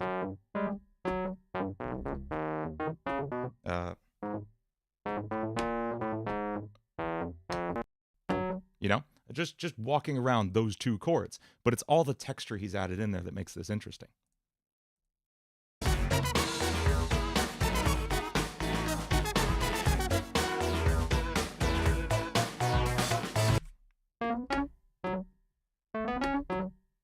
And right here, he's exposing exactly what the chords are, right in the melody. When he's playing an F sharp major chord, this is the melody.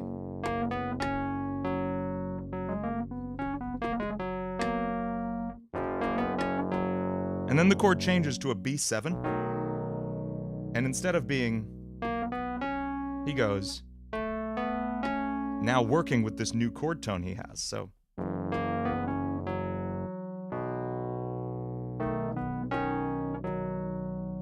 he's working with the chord tones, working with the scales that these chords imply. It's almost like we're changing scales entirely between each measure. When we're playing an F sharp chord, we're playing F sharp mixolydian. And when we're playing a B7 chord, we're playing B mixolydian.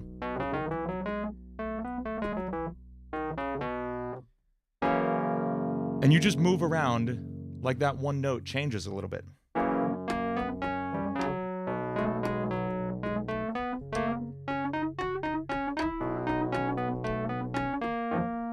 You know, you can just improvise these little melodies just with the notes the chords are handing you. You can get so much.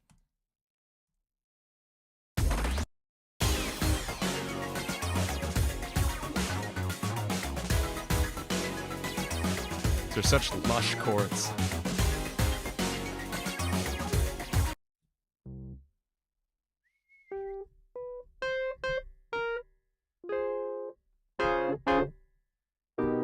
I'm gonna get this wrong. Is that it? Ba, ba, ba. So this is an insight into what I'm doing when I'm transcribing things. I will try to latch on to just one note that I can hear. Usually I'll start with the melody. So like, ba, ba, ba, and the bass. Ba, ba, ba. Let's find those 2 notes. And then I'll fill in the space in between. What else could be happening here? I think it's this. That feels right. Yeah. And I know kind of the palette of chords he has to work with here. I know this feels like a major 7 chord. It's this dreamy quality. And then especially this texture of... It feels like he's taking one chord and then moving it around. You know, in a lot of this era, like the era of electronic music this is pulling from, which is like late 90s, early 2000s, you had these single, very rich chords, which would then get moved around. I'm going to cheat by using the transpose switch on here, but, oh, I can't reach it. Never mind. My hand's not big enough to hit both those buttons at once. But you get things like...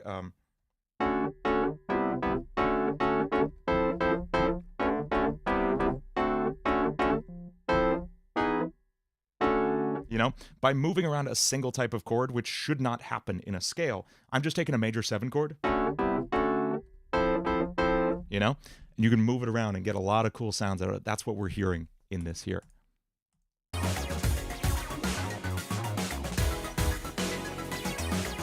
I love this drum beat in the background.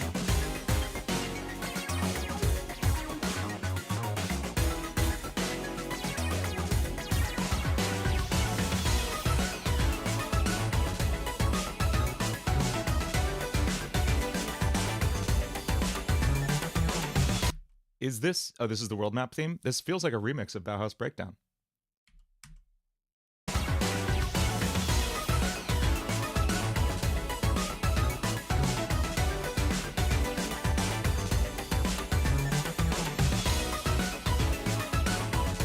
Because listen to this.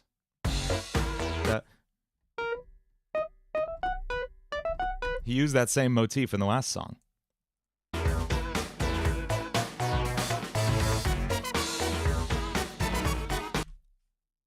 That's really interesting to hear these themes continue across songs. I really like that. I keep skipping a little bit.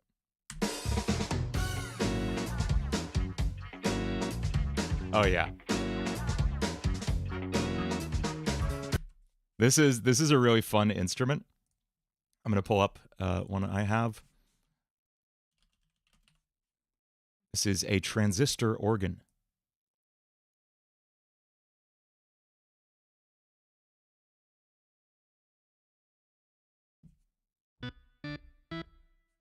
Might be this one. No, it's compact.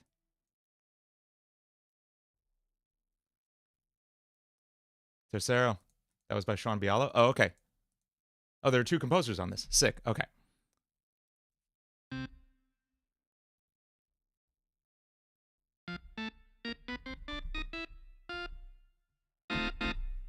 So this is a really fun type of organ. That sounds a little different from your classic tone wheel organ. And this might be like a Smash Mouth kind of thing, like you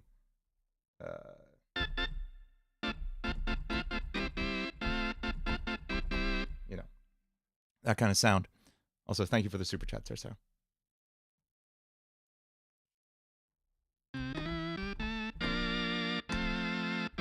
So that's what we're hearing at the beginning of this, is a train.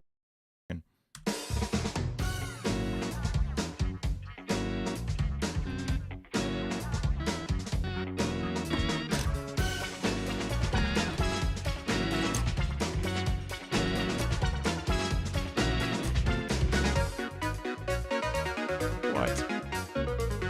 This is so just going so many places.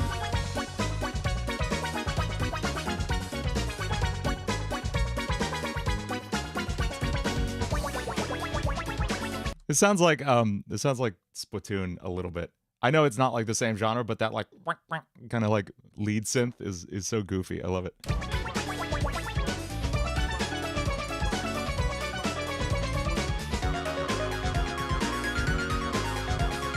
Okay, This is going to sound insane, but there's so much influence from like Baroque composition in this. Like you can hear like Bach inventions in this.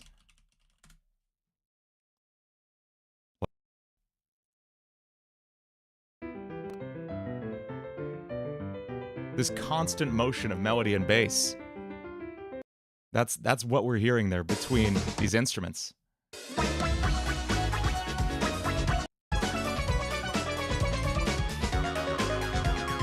Like really straight movement.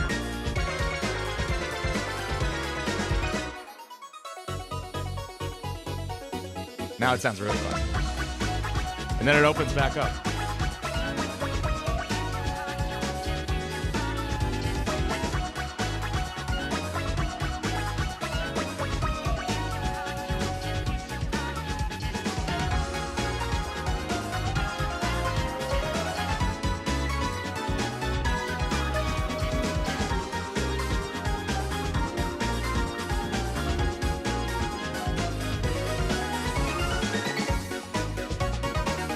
Yeah, I mean, if I had to use one word to describe this soundtrack, it would be rich. It is just jam-packed with every sensory experience you can imagine sound-wise. It is truly crazy. Victini, which song is it in here? Is it on this soundtrack? I want to check out like one more really good one.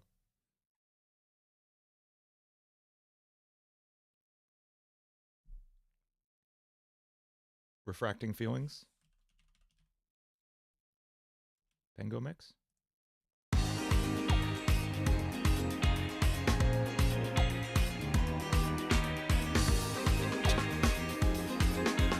This triplet feel.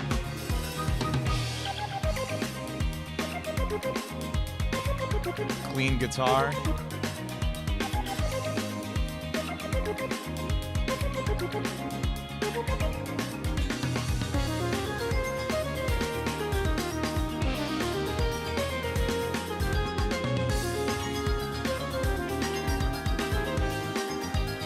Listen to how the background, the bells are echoing the melody. It's the same exact thing being played in harmony in the background, like 2 beats later. Listen. Wait for it.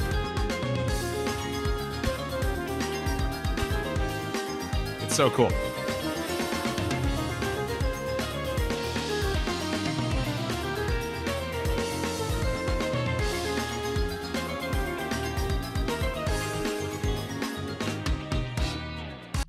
What's that ending cadence there? I forgot I had the goofy organ.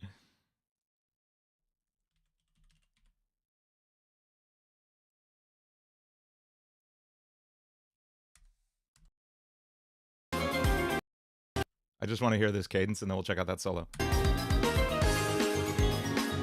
Yeah, okay.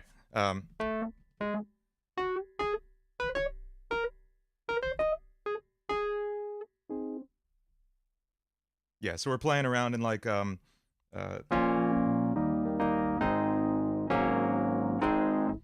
that's the cool thing they do at the end of this one. T plays an A flat major chord, which is the key we're in. And then he plays a whole step down from it while still keeping that root. This is like that 4/5 thing we did before, except it's like flat 7 over 1. Whole step down over the root bass.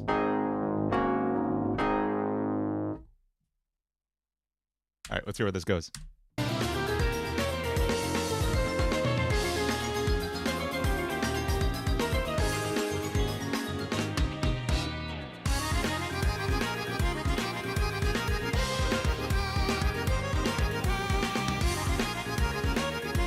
Hearing the vibrato on that is so funny. Hearing vibrato on the harmonica is really, it's funny in a way that suits this game, I think. Like, you can't do vibrato like that on a harmonica. And it's one of those things that breaks the illusion of it being a real instrument. It's like when you hear a pitch bend on a piano, like, you know, like you can't actually pitch bend a piano, and you can't vibrato a harmonica in that way. You can do vibrato, but it sounds different. It's a volume-based vibrato and not as much of a pitch.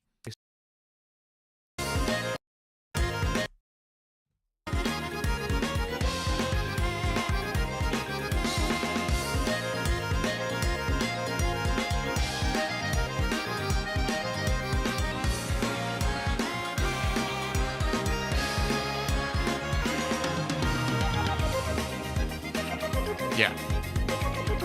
This is very fun. This is so cool. I love it. I love it. Awesome soundtrack by T. Lopes and also Sean Bialo, who I didn't realize I missed that he did some of these songs. I think Bauhaus Breakdown, or no? Yeah, he did Hello Macaroon. That was Sean Bialo. Cool. Very cool. And yeah, I saw the Penguin mixes are like a remix when the Penguins catch you, or are going to catch you. I got to play this game. I got to see what it is.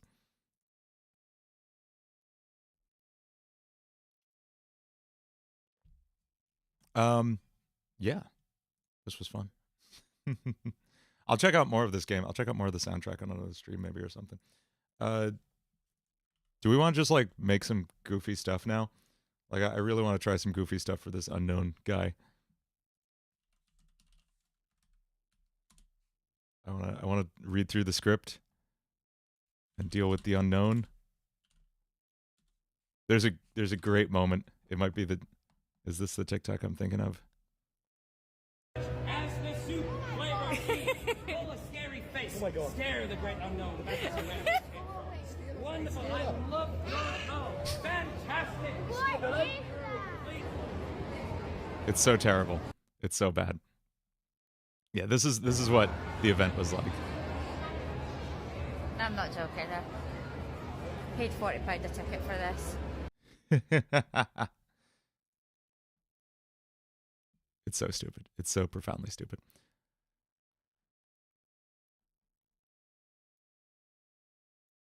Here's the actual upload of the whole thing.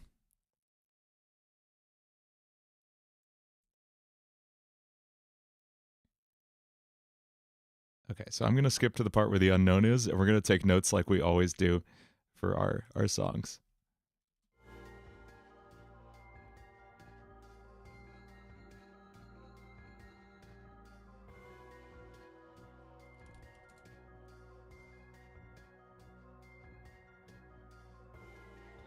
Here we go.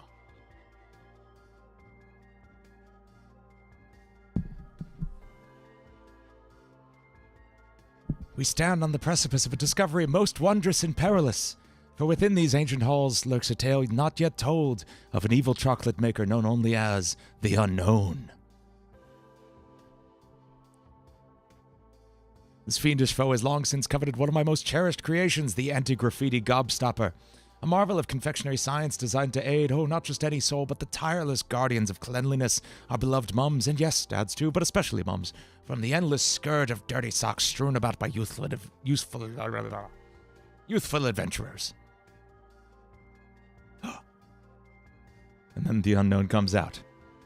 Ah, Willie McDuff and his band of intrepid explorers. You have something I desire. With your unwitting aid, it shall be mine. The anti-graffiti gobstopper will no longer clean your worlds. We'll turn them to chaos at my command. This is so good and so stupid. I'm so happy about this. Hang on, I'm just gonna pull up Notion, and we're gonna take notes here, and write a really stupid little song. This is gonna be like Intruder Core, I think.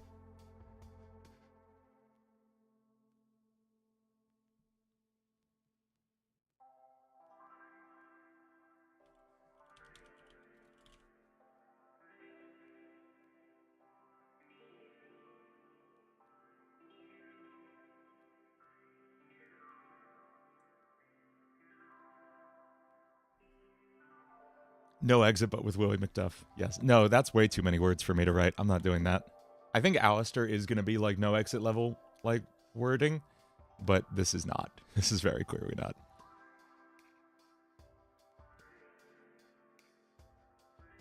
I like a tale not yet told.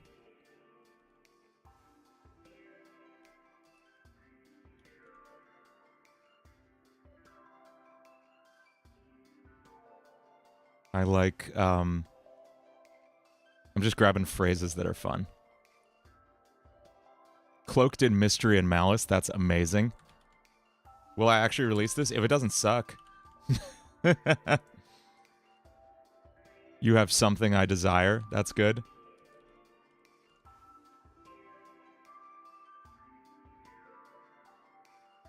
You writing a thing with a no exit level of words, Coffee? That's, I can't wait. Turn them to chaos at my command. Turn your worlds to chaos at my command.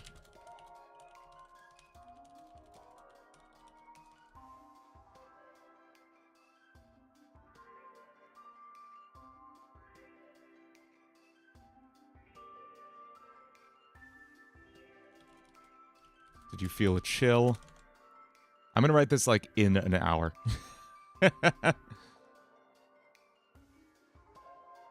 Darkest of shadows is a good phrase. And then when does he show back up? It's much later.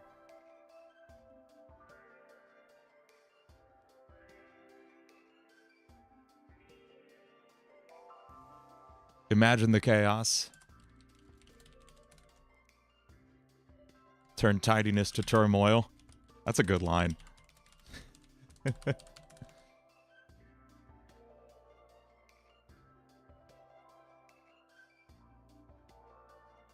You think these parlor tricks will stop me?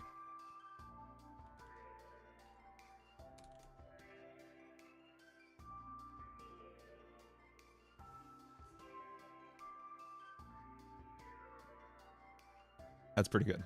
Is this actually going to go hard? I have no idea. I have absolutely no idea.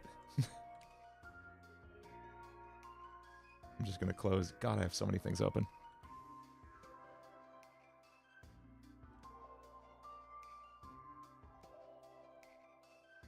What else do I have open that I can close? Contact can go. This can go.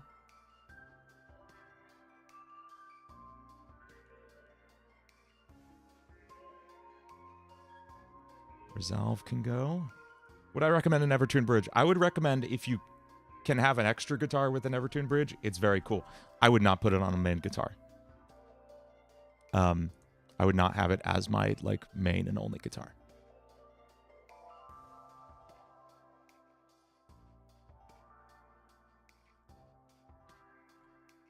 I have like 40 apps open, so I'm just closing some. Sorry. Okay. What the hell does this song sound like? What's an Evertune bridge? I explained it in I did like a new guitar stream, but basically it's a special bridge, which is this part of the guitar right here, that makes it so the strings will never go out of tune. It has a spring in there that basically anytime the string tightens, the spring loosens. Anytime the string loosens, the spring tightens to always keep it at exactly the same tension. So you can hit the guitar as hard as you can, and it will never go like, wow, like a guitar sometimes would. It will never go out of tune, and you can't even bend on it, which is really weird. Swing and true to chord. That's exactly what I was thinking, Fresh.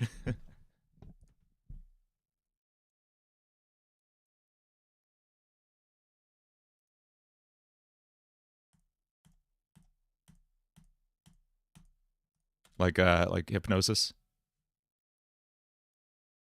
Yeah, Evertunes are for like if you already have all your guitars and you just want something cool to add to that. Edges are literally just like Ibanez brand Floyd Roses. And they're great. I mean, they feel different. They will feel different. I find edges a lot more sensitive than Floyd Roses, but they sound great. Why not put it on a main?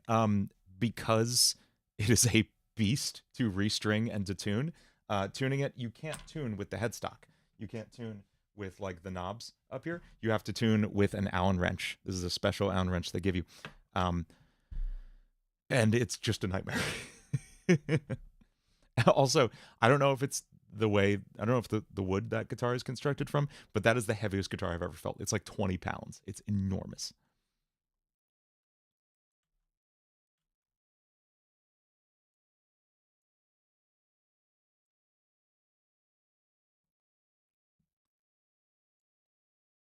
Okay, let's make a goofy riff. What does this dude sound like?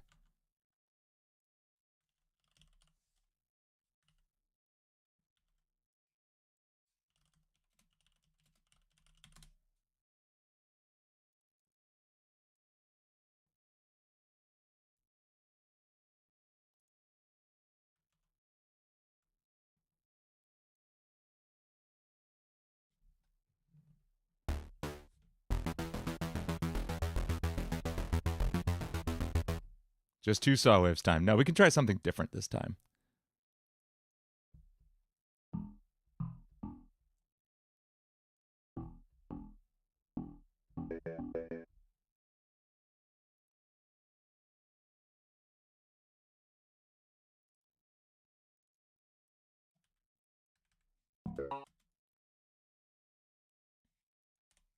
Just 2 triangle waves.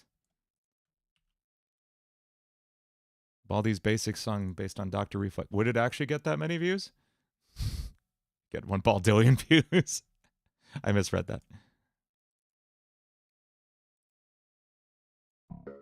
How many guitars do I have in total? I think it's 30. I think we did a count.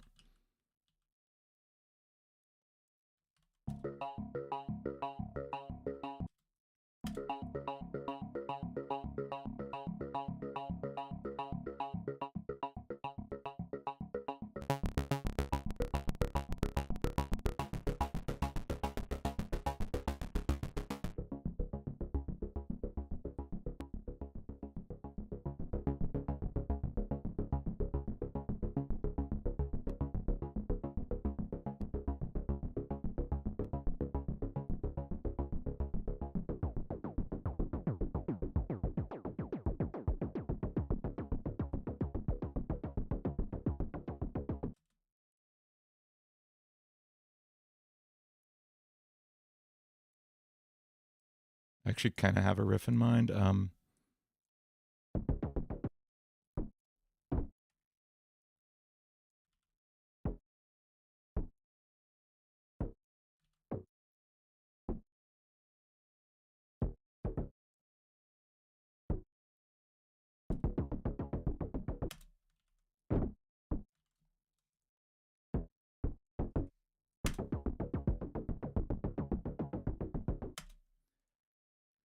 Floyd Rose Company offers FRX trims as a direct replacement for Gibson guitars. I would never put a trem on a Gibson. That just feels wrong. Something about that feels deeply incorrect. Like, you can do what you want by all means, but I don't like it.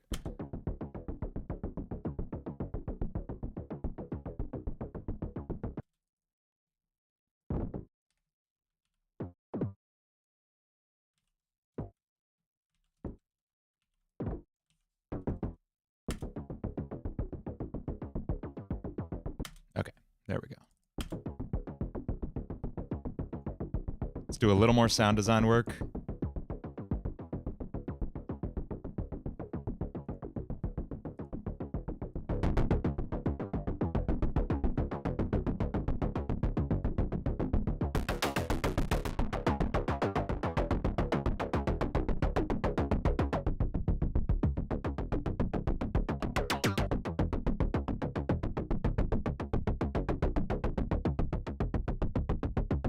Power Fresh, thank you. Can't believe the unknown turned your saw waves into triangle waves. That monster.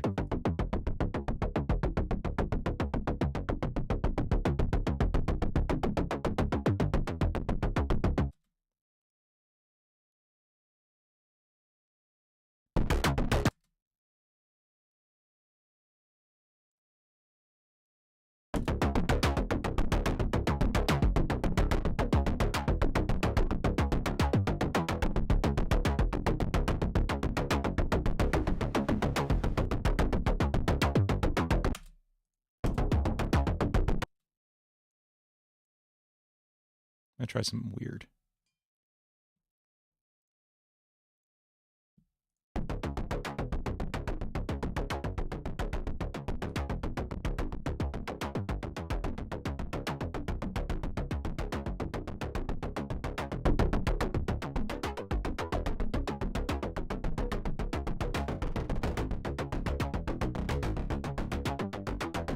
Okay, what I just did. This may take a second to explain. Oh, I can make this bigger. That's fine. What I just did was take this note modifier and apply it to the cutoff of a filter. So now the cutoff is always set exactly to the note I am playing. You can see it jumping up and down.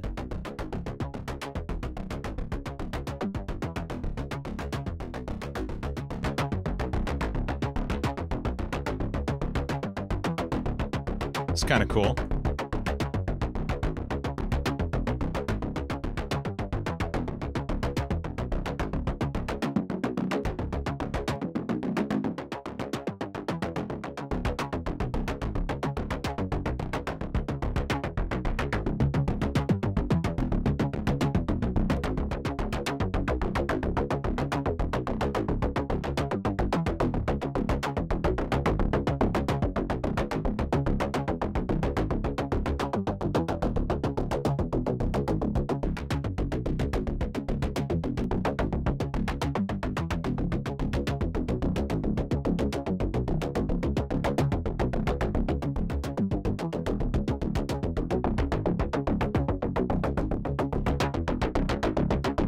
Chili, thank you so much. Have a good day at work.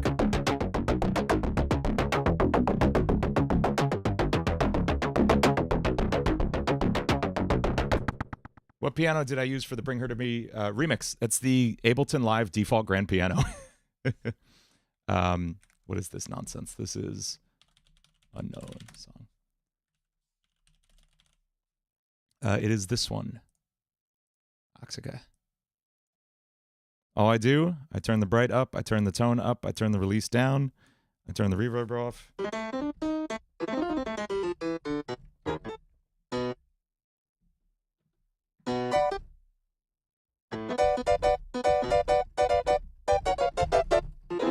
You know, all that. That's all it is. Whoa.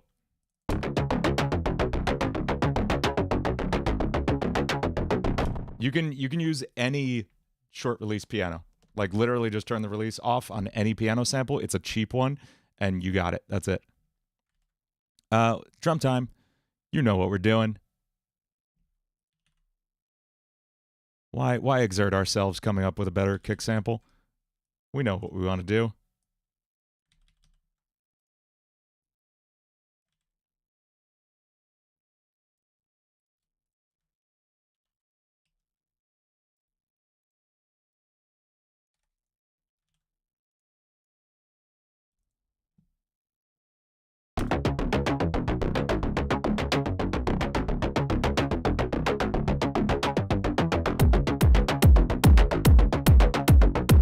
Okay. We need LFO tool on this, though. We need that to kick in when the kick kicks in. Say that 3 times fast. There it is. I'm actually not liking how much high end is on this for once. So we're going to walk that down.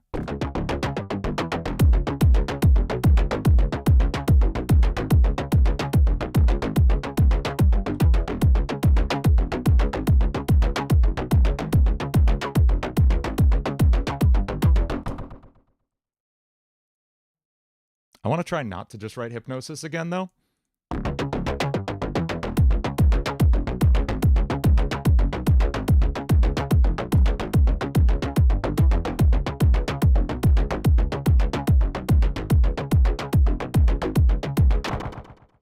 I love that ridiculous sound.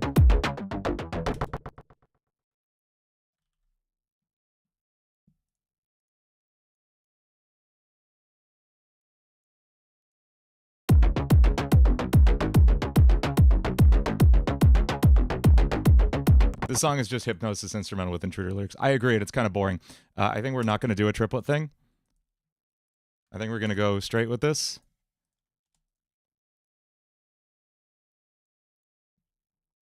Oh, it's fine. Let's see if we can find like a lyric.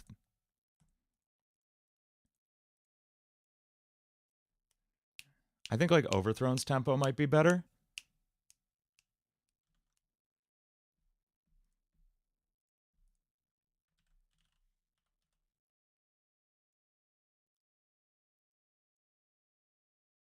I hear a line.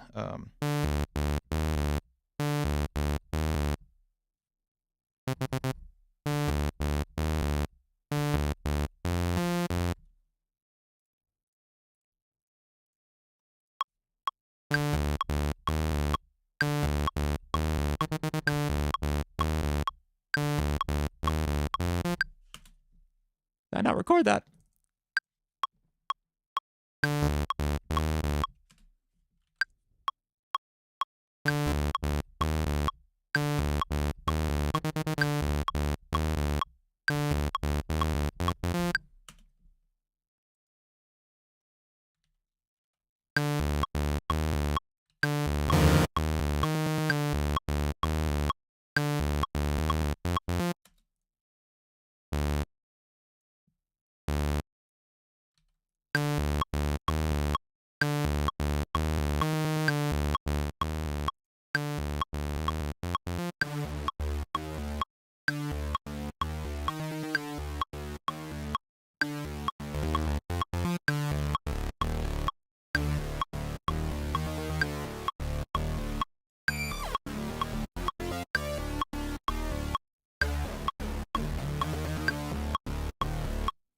Viking right now.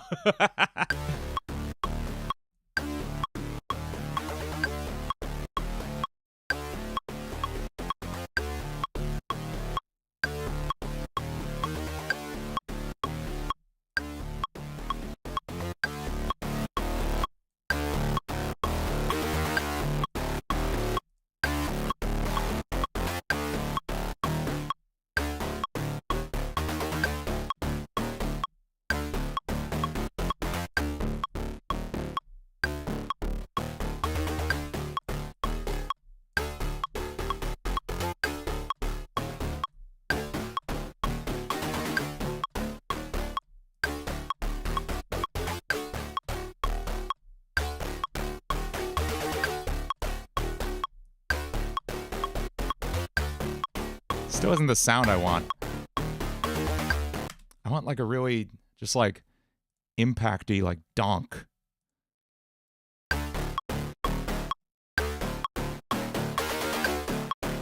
That might be it.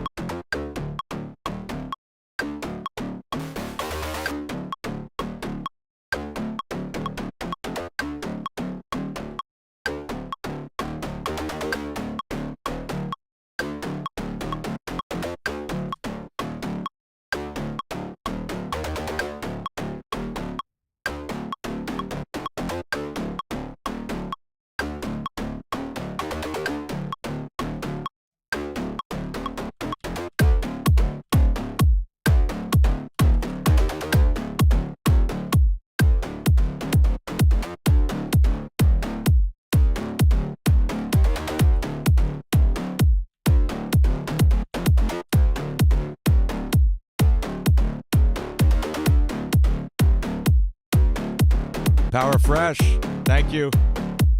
Intruder was referring to this character. You're absolutely right. This is now a sequel to Intruder. It's in the same universe. Intruder is in the Willie McDuffiverse.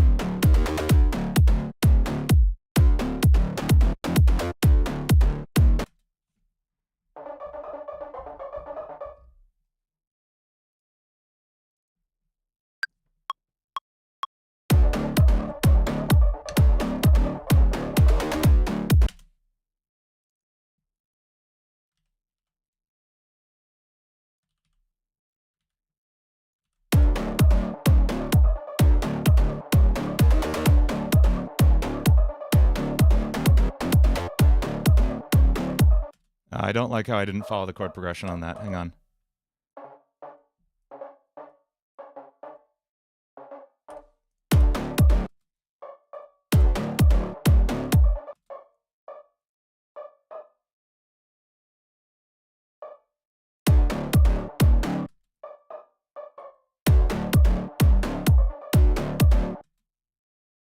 Put Langston in the music video? Of course. Of course.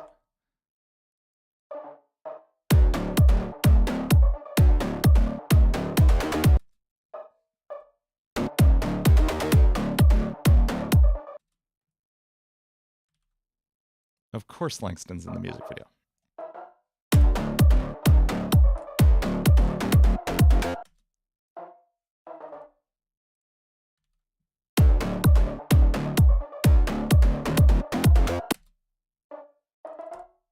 And Percy, yeah. Well, Percy did canonically die in the plushie ad.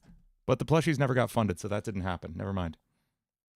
Also, thank you for the super chat, Fresh. And thank you for being a member for 6 months, Coffee.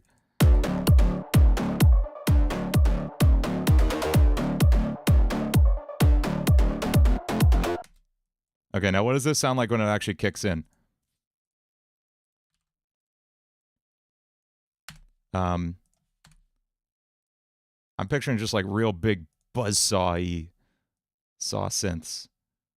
Just like no filter, no nothing.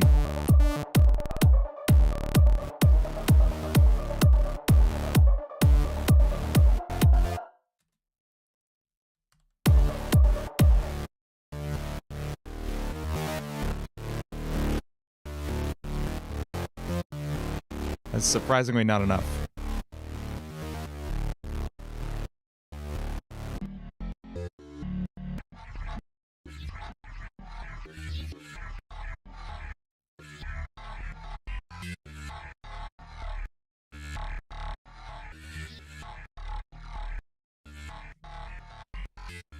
$16. I'm sorry. I thought I said 16 months. That's amazing coffee.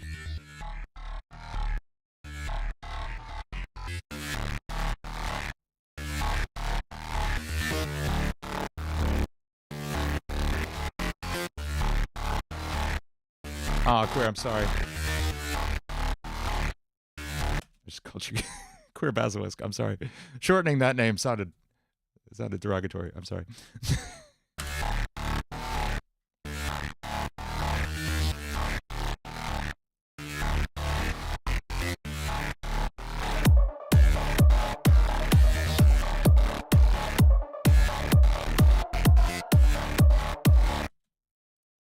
Yeah, this is a wild bass sound.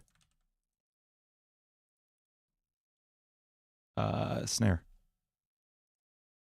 I don't know why I had to remember what those were called.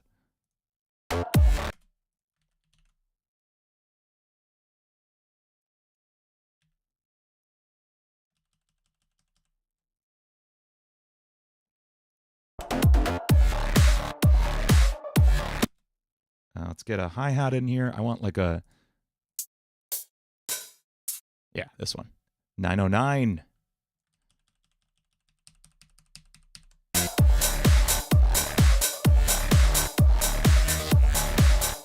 It's just like stupid house. This is just very stupid house music. I love it. Oh, wait.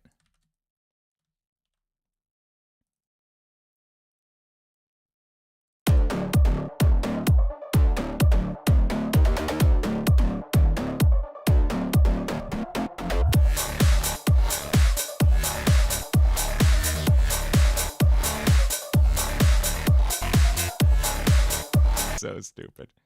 I want like some whoop whoop whoop in between each of these hits. We Viking now. That's now an in-joke on the channel. You've done it. You've done it, Basilisk.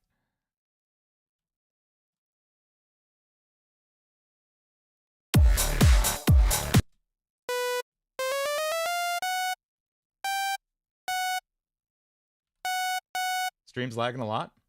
Oh yeah, shoot, it is. Oh no.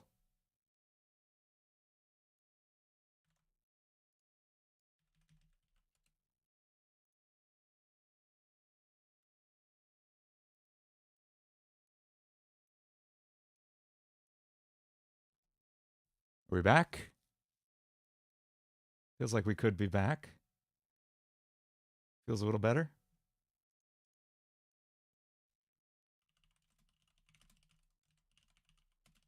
Maybe it's better now? Feels a little better now. I think we're okay. Alt F4, guys.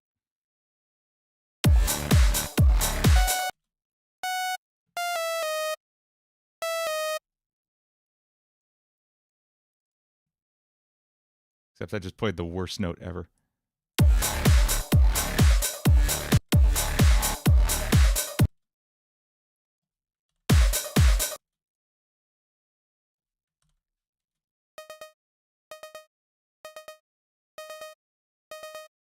Okay, we're gonna do a whoop whoop whoop into that.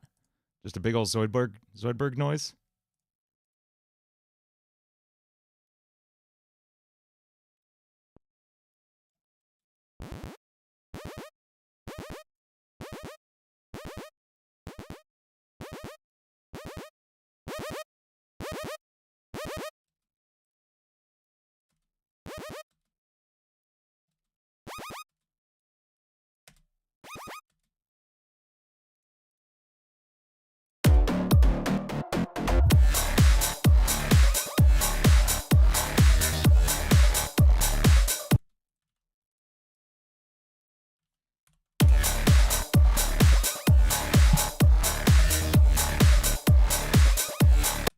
What's the weirdest experience I've ever... You have to be more specific than that, Mario Brian.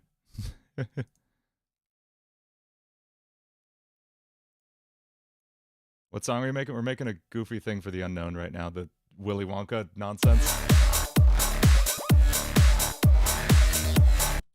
This is so stupid. I love it. Okay.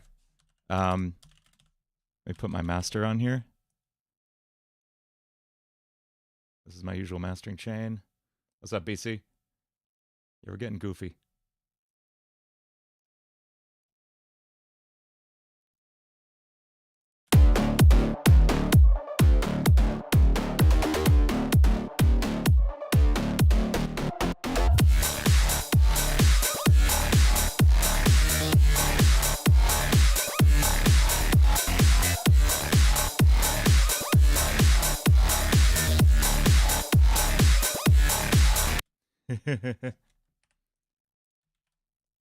I want like a sound here. I can't believe we're actually doing this either. It is what it is.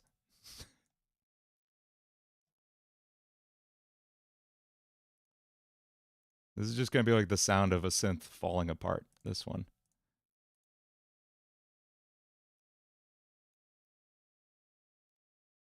Just friggin'.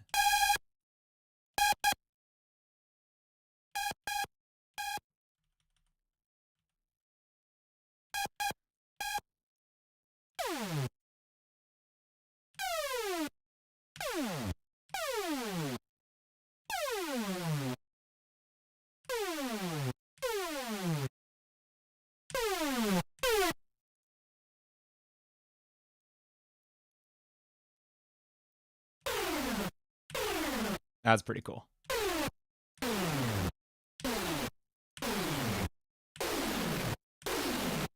What's up, Ozzy?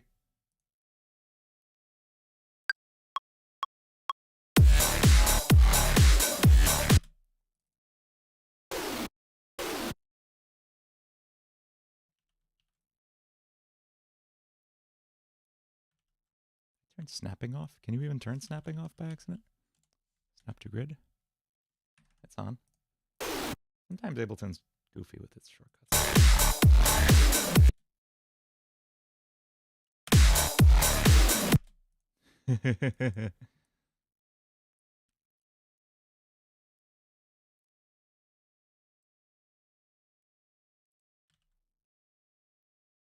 I'm doing well, Ozzy. Thank you.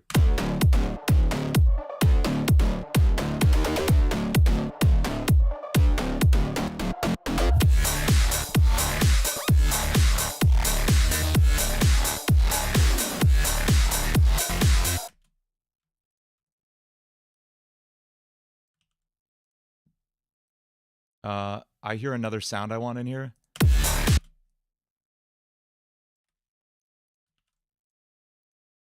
It's just a bass going. Actually, we can use this as a starting point, I think. It's going to feel slightly different. What's this song about? It's about this dude. The Glasgow Willy Wonka unknown. Why are we doing this?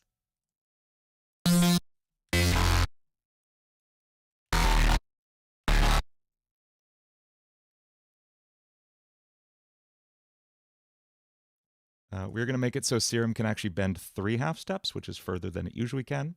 And then we're going to write in some pitch bend automation for this note to go just...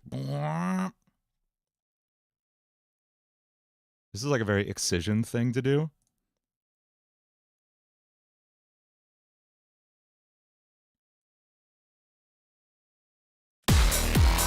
Yeah.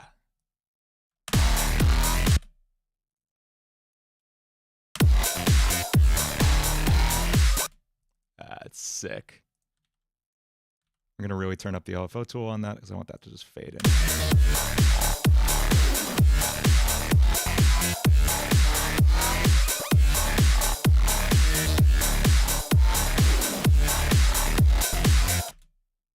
Sick. And we could play with more sounds from that. What's the weirdest experience I've had in general? I don't know. I have a really hard time with very open-ended questions like that.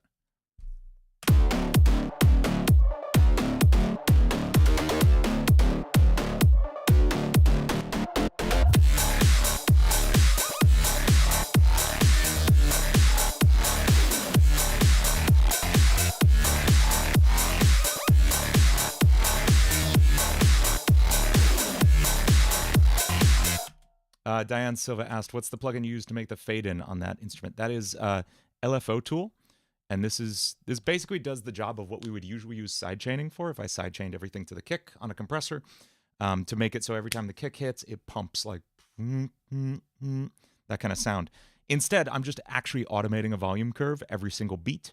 That's what LFO tool does. Kickstart, I think, is another one that did something similar. I like LFO tool. This is sounding really sick. I have to go use the restroom. I'll be right back. Chair stream for 1 second.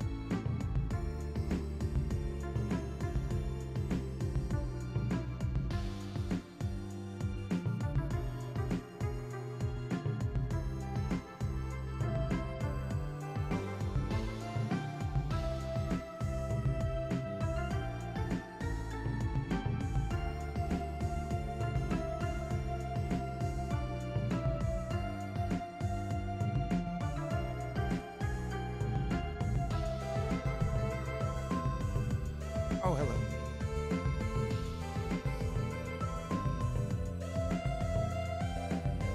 Okay, back to our regularly scheduled insanity. I heard a melody.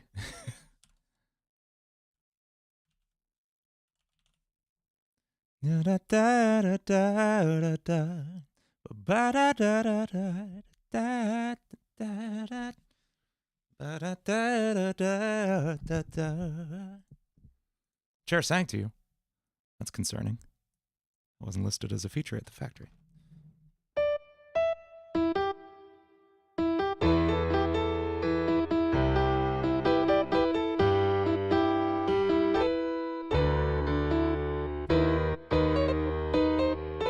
Except I'm playing in the wrong key.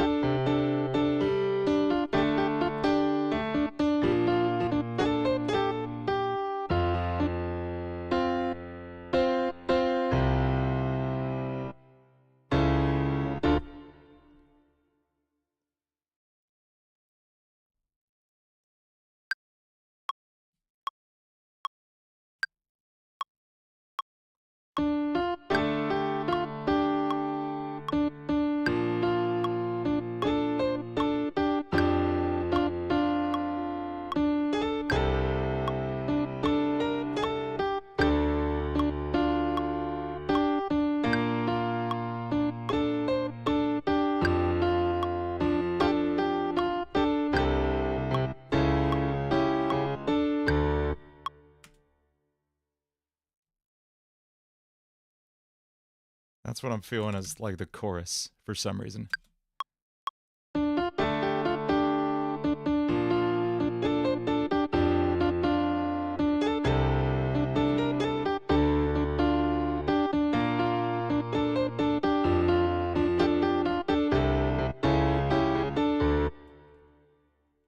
Okay, let's find a hook here.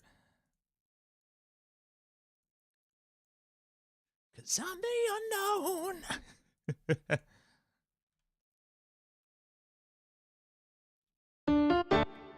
I'm the...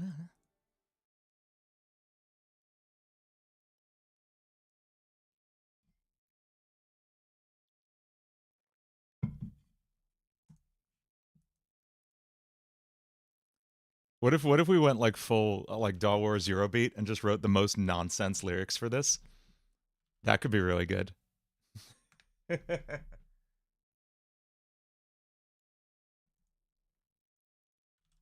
Not many people in chat, huh? I love when you point it out, Ozzy. It makes me feel real good. Sounds like the one who waits at the end. Oh, maybe.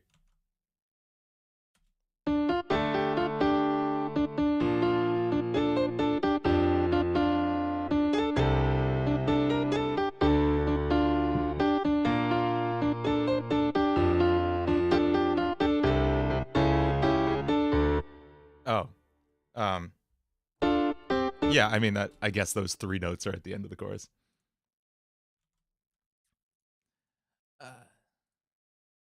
Cloaked in malice and mystery. Yeah, it died down a little bit in the last, I don't know, hour. Maybe they're not digging what I'm doing right now. I'm still learning what works with this stream time. We were sitting at about like 70 earlier. Let's see. Yeah, we were sitting at 60 and 70 for most of the morning, and then after 1 or so, it dropped off. I don't know.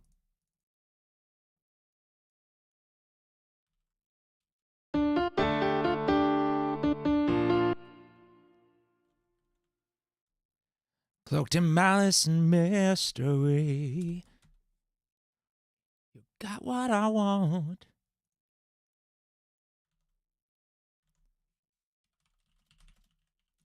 I want now, so give it to me.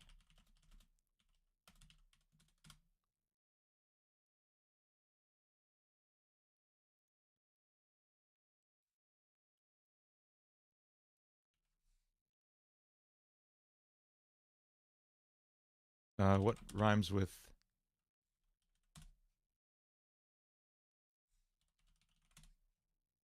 mystery?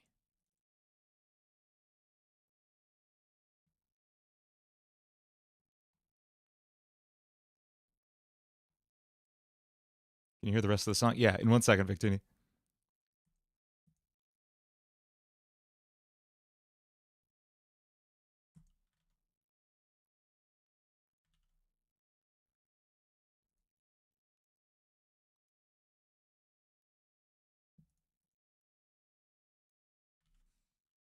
I've been planning my victory.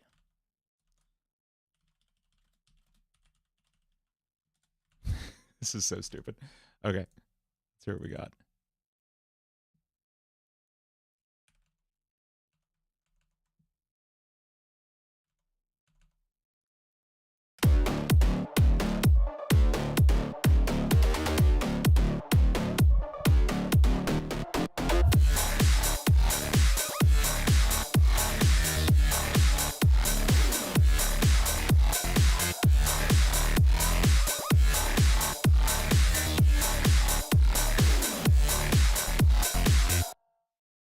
Davey, thank you. I hope it gets 1 killion views. Thank you for the super chat, and thank you for letting me know chat's broken. Refreshing. So that's the drop.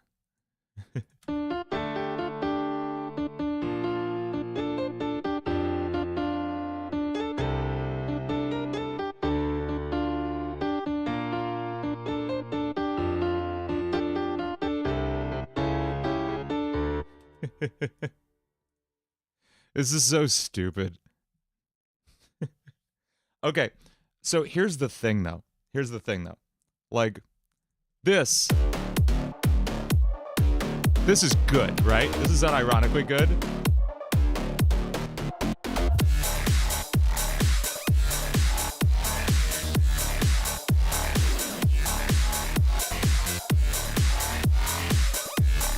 Okay. And this chorus, this...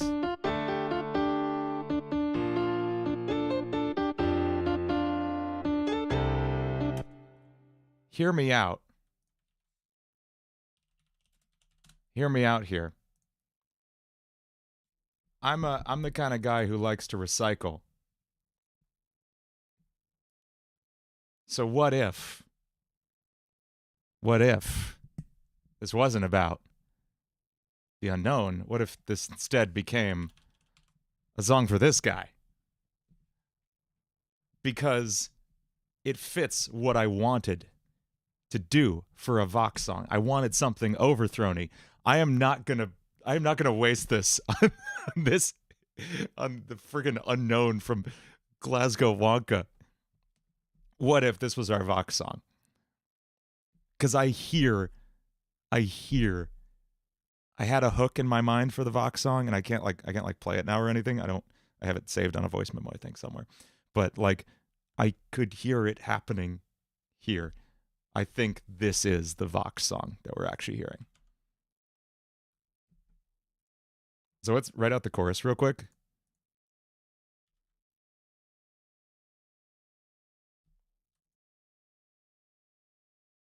Plot twist, Vox is the unknown. Be a bizarre twist, truly.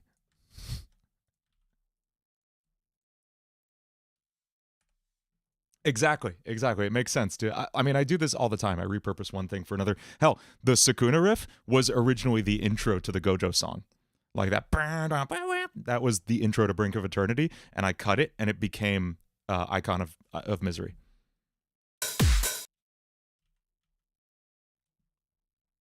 So that happens all the time here.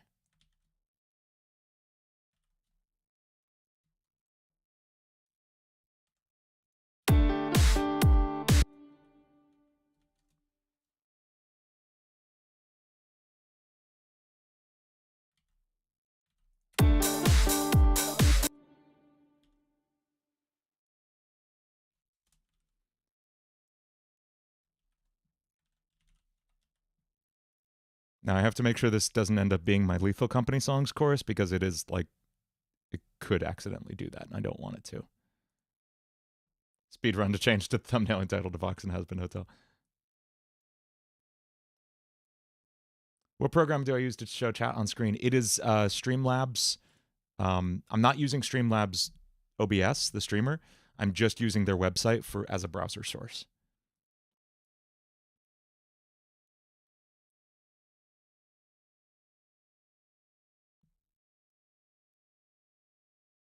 Now let's do just like a straight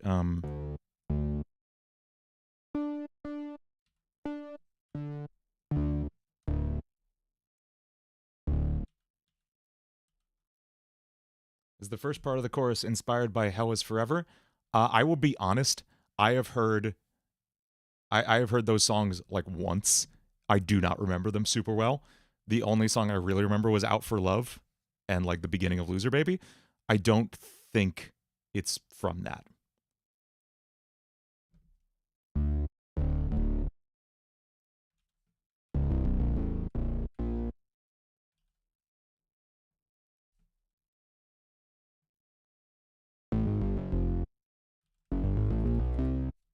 I will say it's a very common chord progression.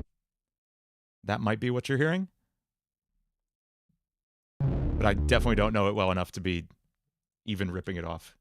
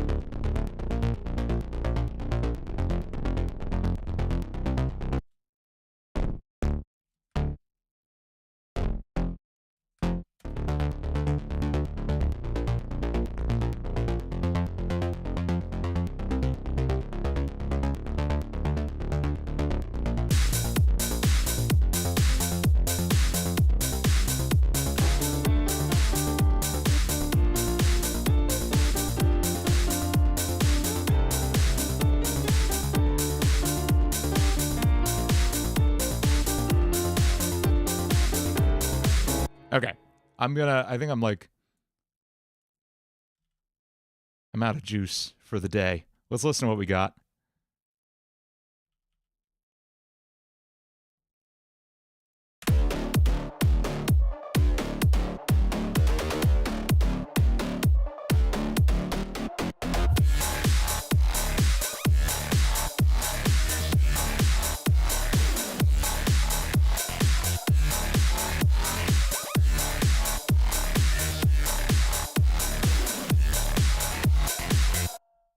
Yeah.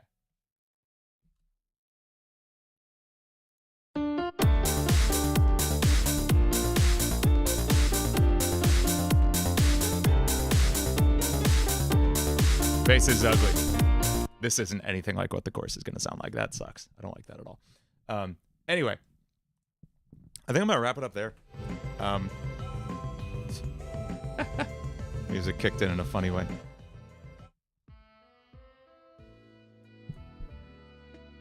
I'll just vibe for like 5 or 10 minutes.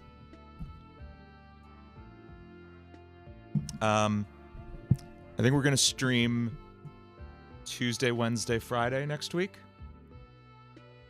Because I'm going to see a show on Monday. The origin of this song is going to be hilarious to talk about, yes. To give it the context, especially because everyone's going to forget this Wonka thing happened in like 2 weeks. So it is especially like obscure and hilarious that that's where this is coming from.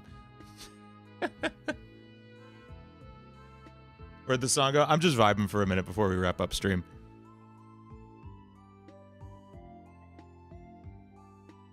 I'm trying to figure out what the hell I'm going to eat for lunch. I'm trying to remember if I have leftovers from last night. What did I make last night? No, I don't have any leftovers. I'm going to have to figure something out. Yeah, it's going to be a Vox song now, Victini. Yeah.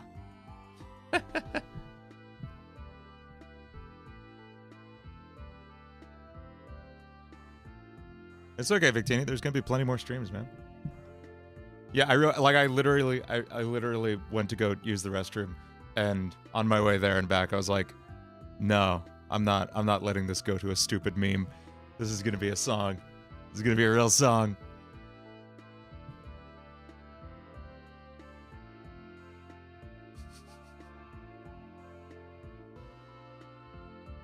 Absolutely ridiculous.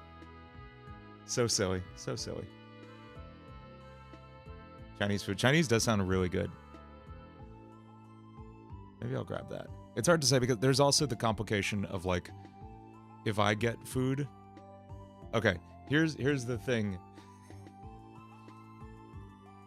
Getting dinner gets more complicated when you're married because it means if you're going out to get dinner, you have to consider the other person. And I cook the food every night in the house too. So if I'm going to get dinner, that means I'm not cooking dinner for myself, which means I have to, you know, it's kind of on me then to figure out what my wife should have because she does not cook. She cannot cook. Or if we get something out, I then have to get something she wants too. She can be on the, she doesn't like a lot of foods. So it gets complicated. I would love to get Chinese food, but it seems unlikely now that I'm thinking. Cooking stream 1, you don't want to see me cook. It's not good. I'm not actually that good at it. I just do it in the... I am the one who cooks in this house. I am the one who cooks.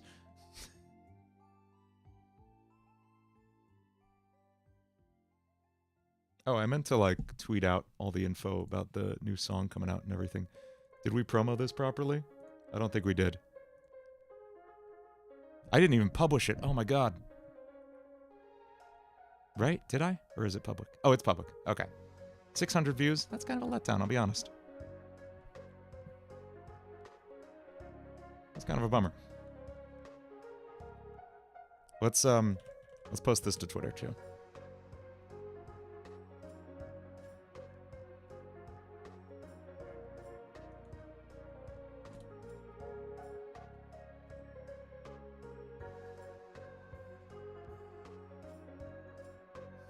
Norby wants to see.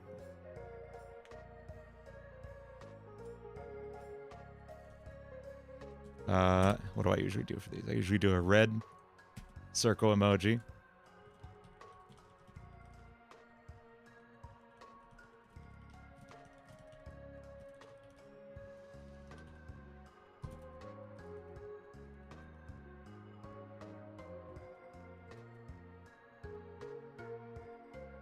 And I'll say, save your spot at the premiere below, which doesn't actually mean anything.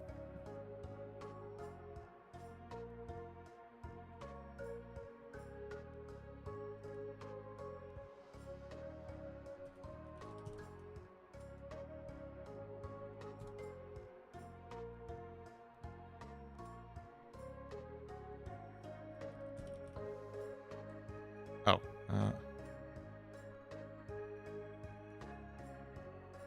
oh, shoot.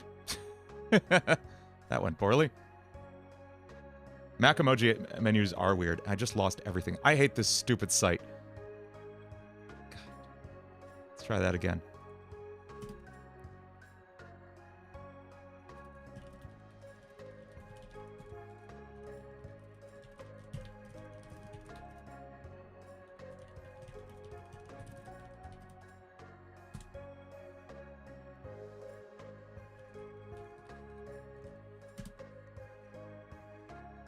Save your spot at the premiere below.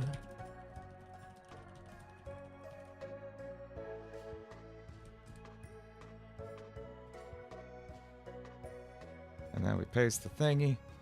And then we do one more where we say, thumbnail art by PJ.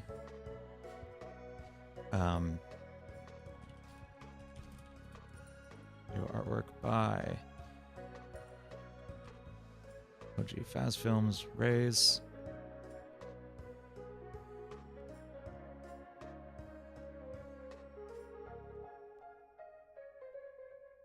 Okay, that's up.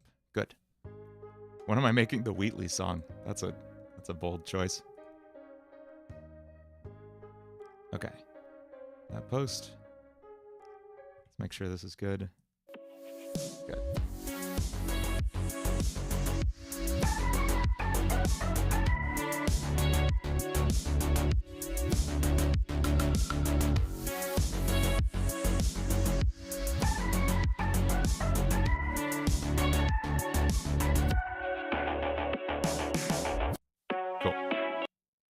Sweet. All right. I think I'm going to wrap up stream there. Thank you so much for hanging out today. Today was a lot of fun. I really like this kind of more loose, just chatting style stream. React to, some songs, write a little something if we feel like it, but mostly just hanging out. Like we just talked for the first hour and that was really cool. I've never really done that on stream and I liked it. We're going to do more of that. Cool. Thank you so much for hanging out. I will see y'all next time. We'll be back here probably on Tuesday, but I will see you tomorrow here for the premiere of Running Away From Me. Everyone go save your spot at the premiere, hit notify me on that, the thing on that page, hop in there. I will see you all very soon. Thanks for hanging out. Have a wonderful weekend. Bye-bye.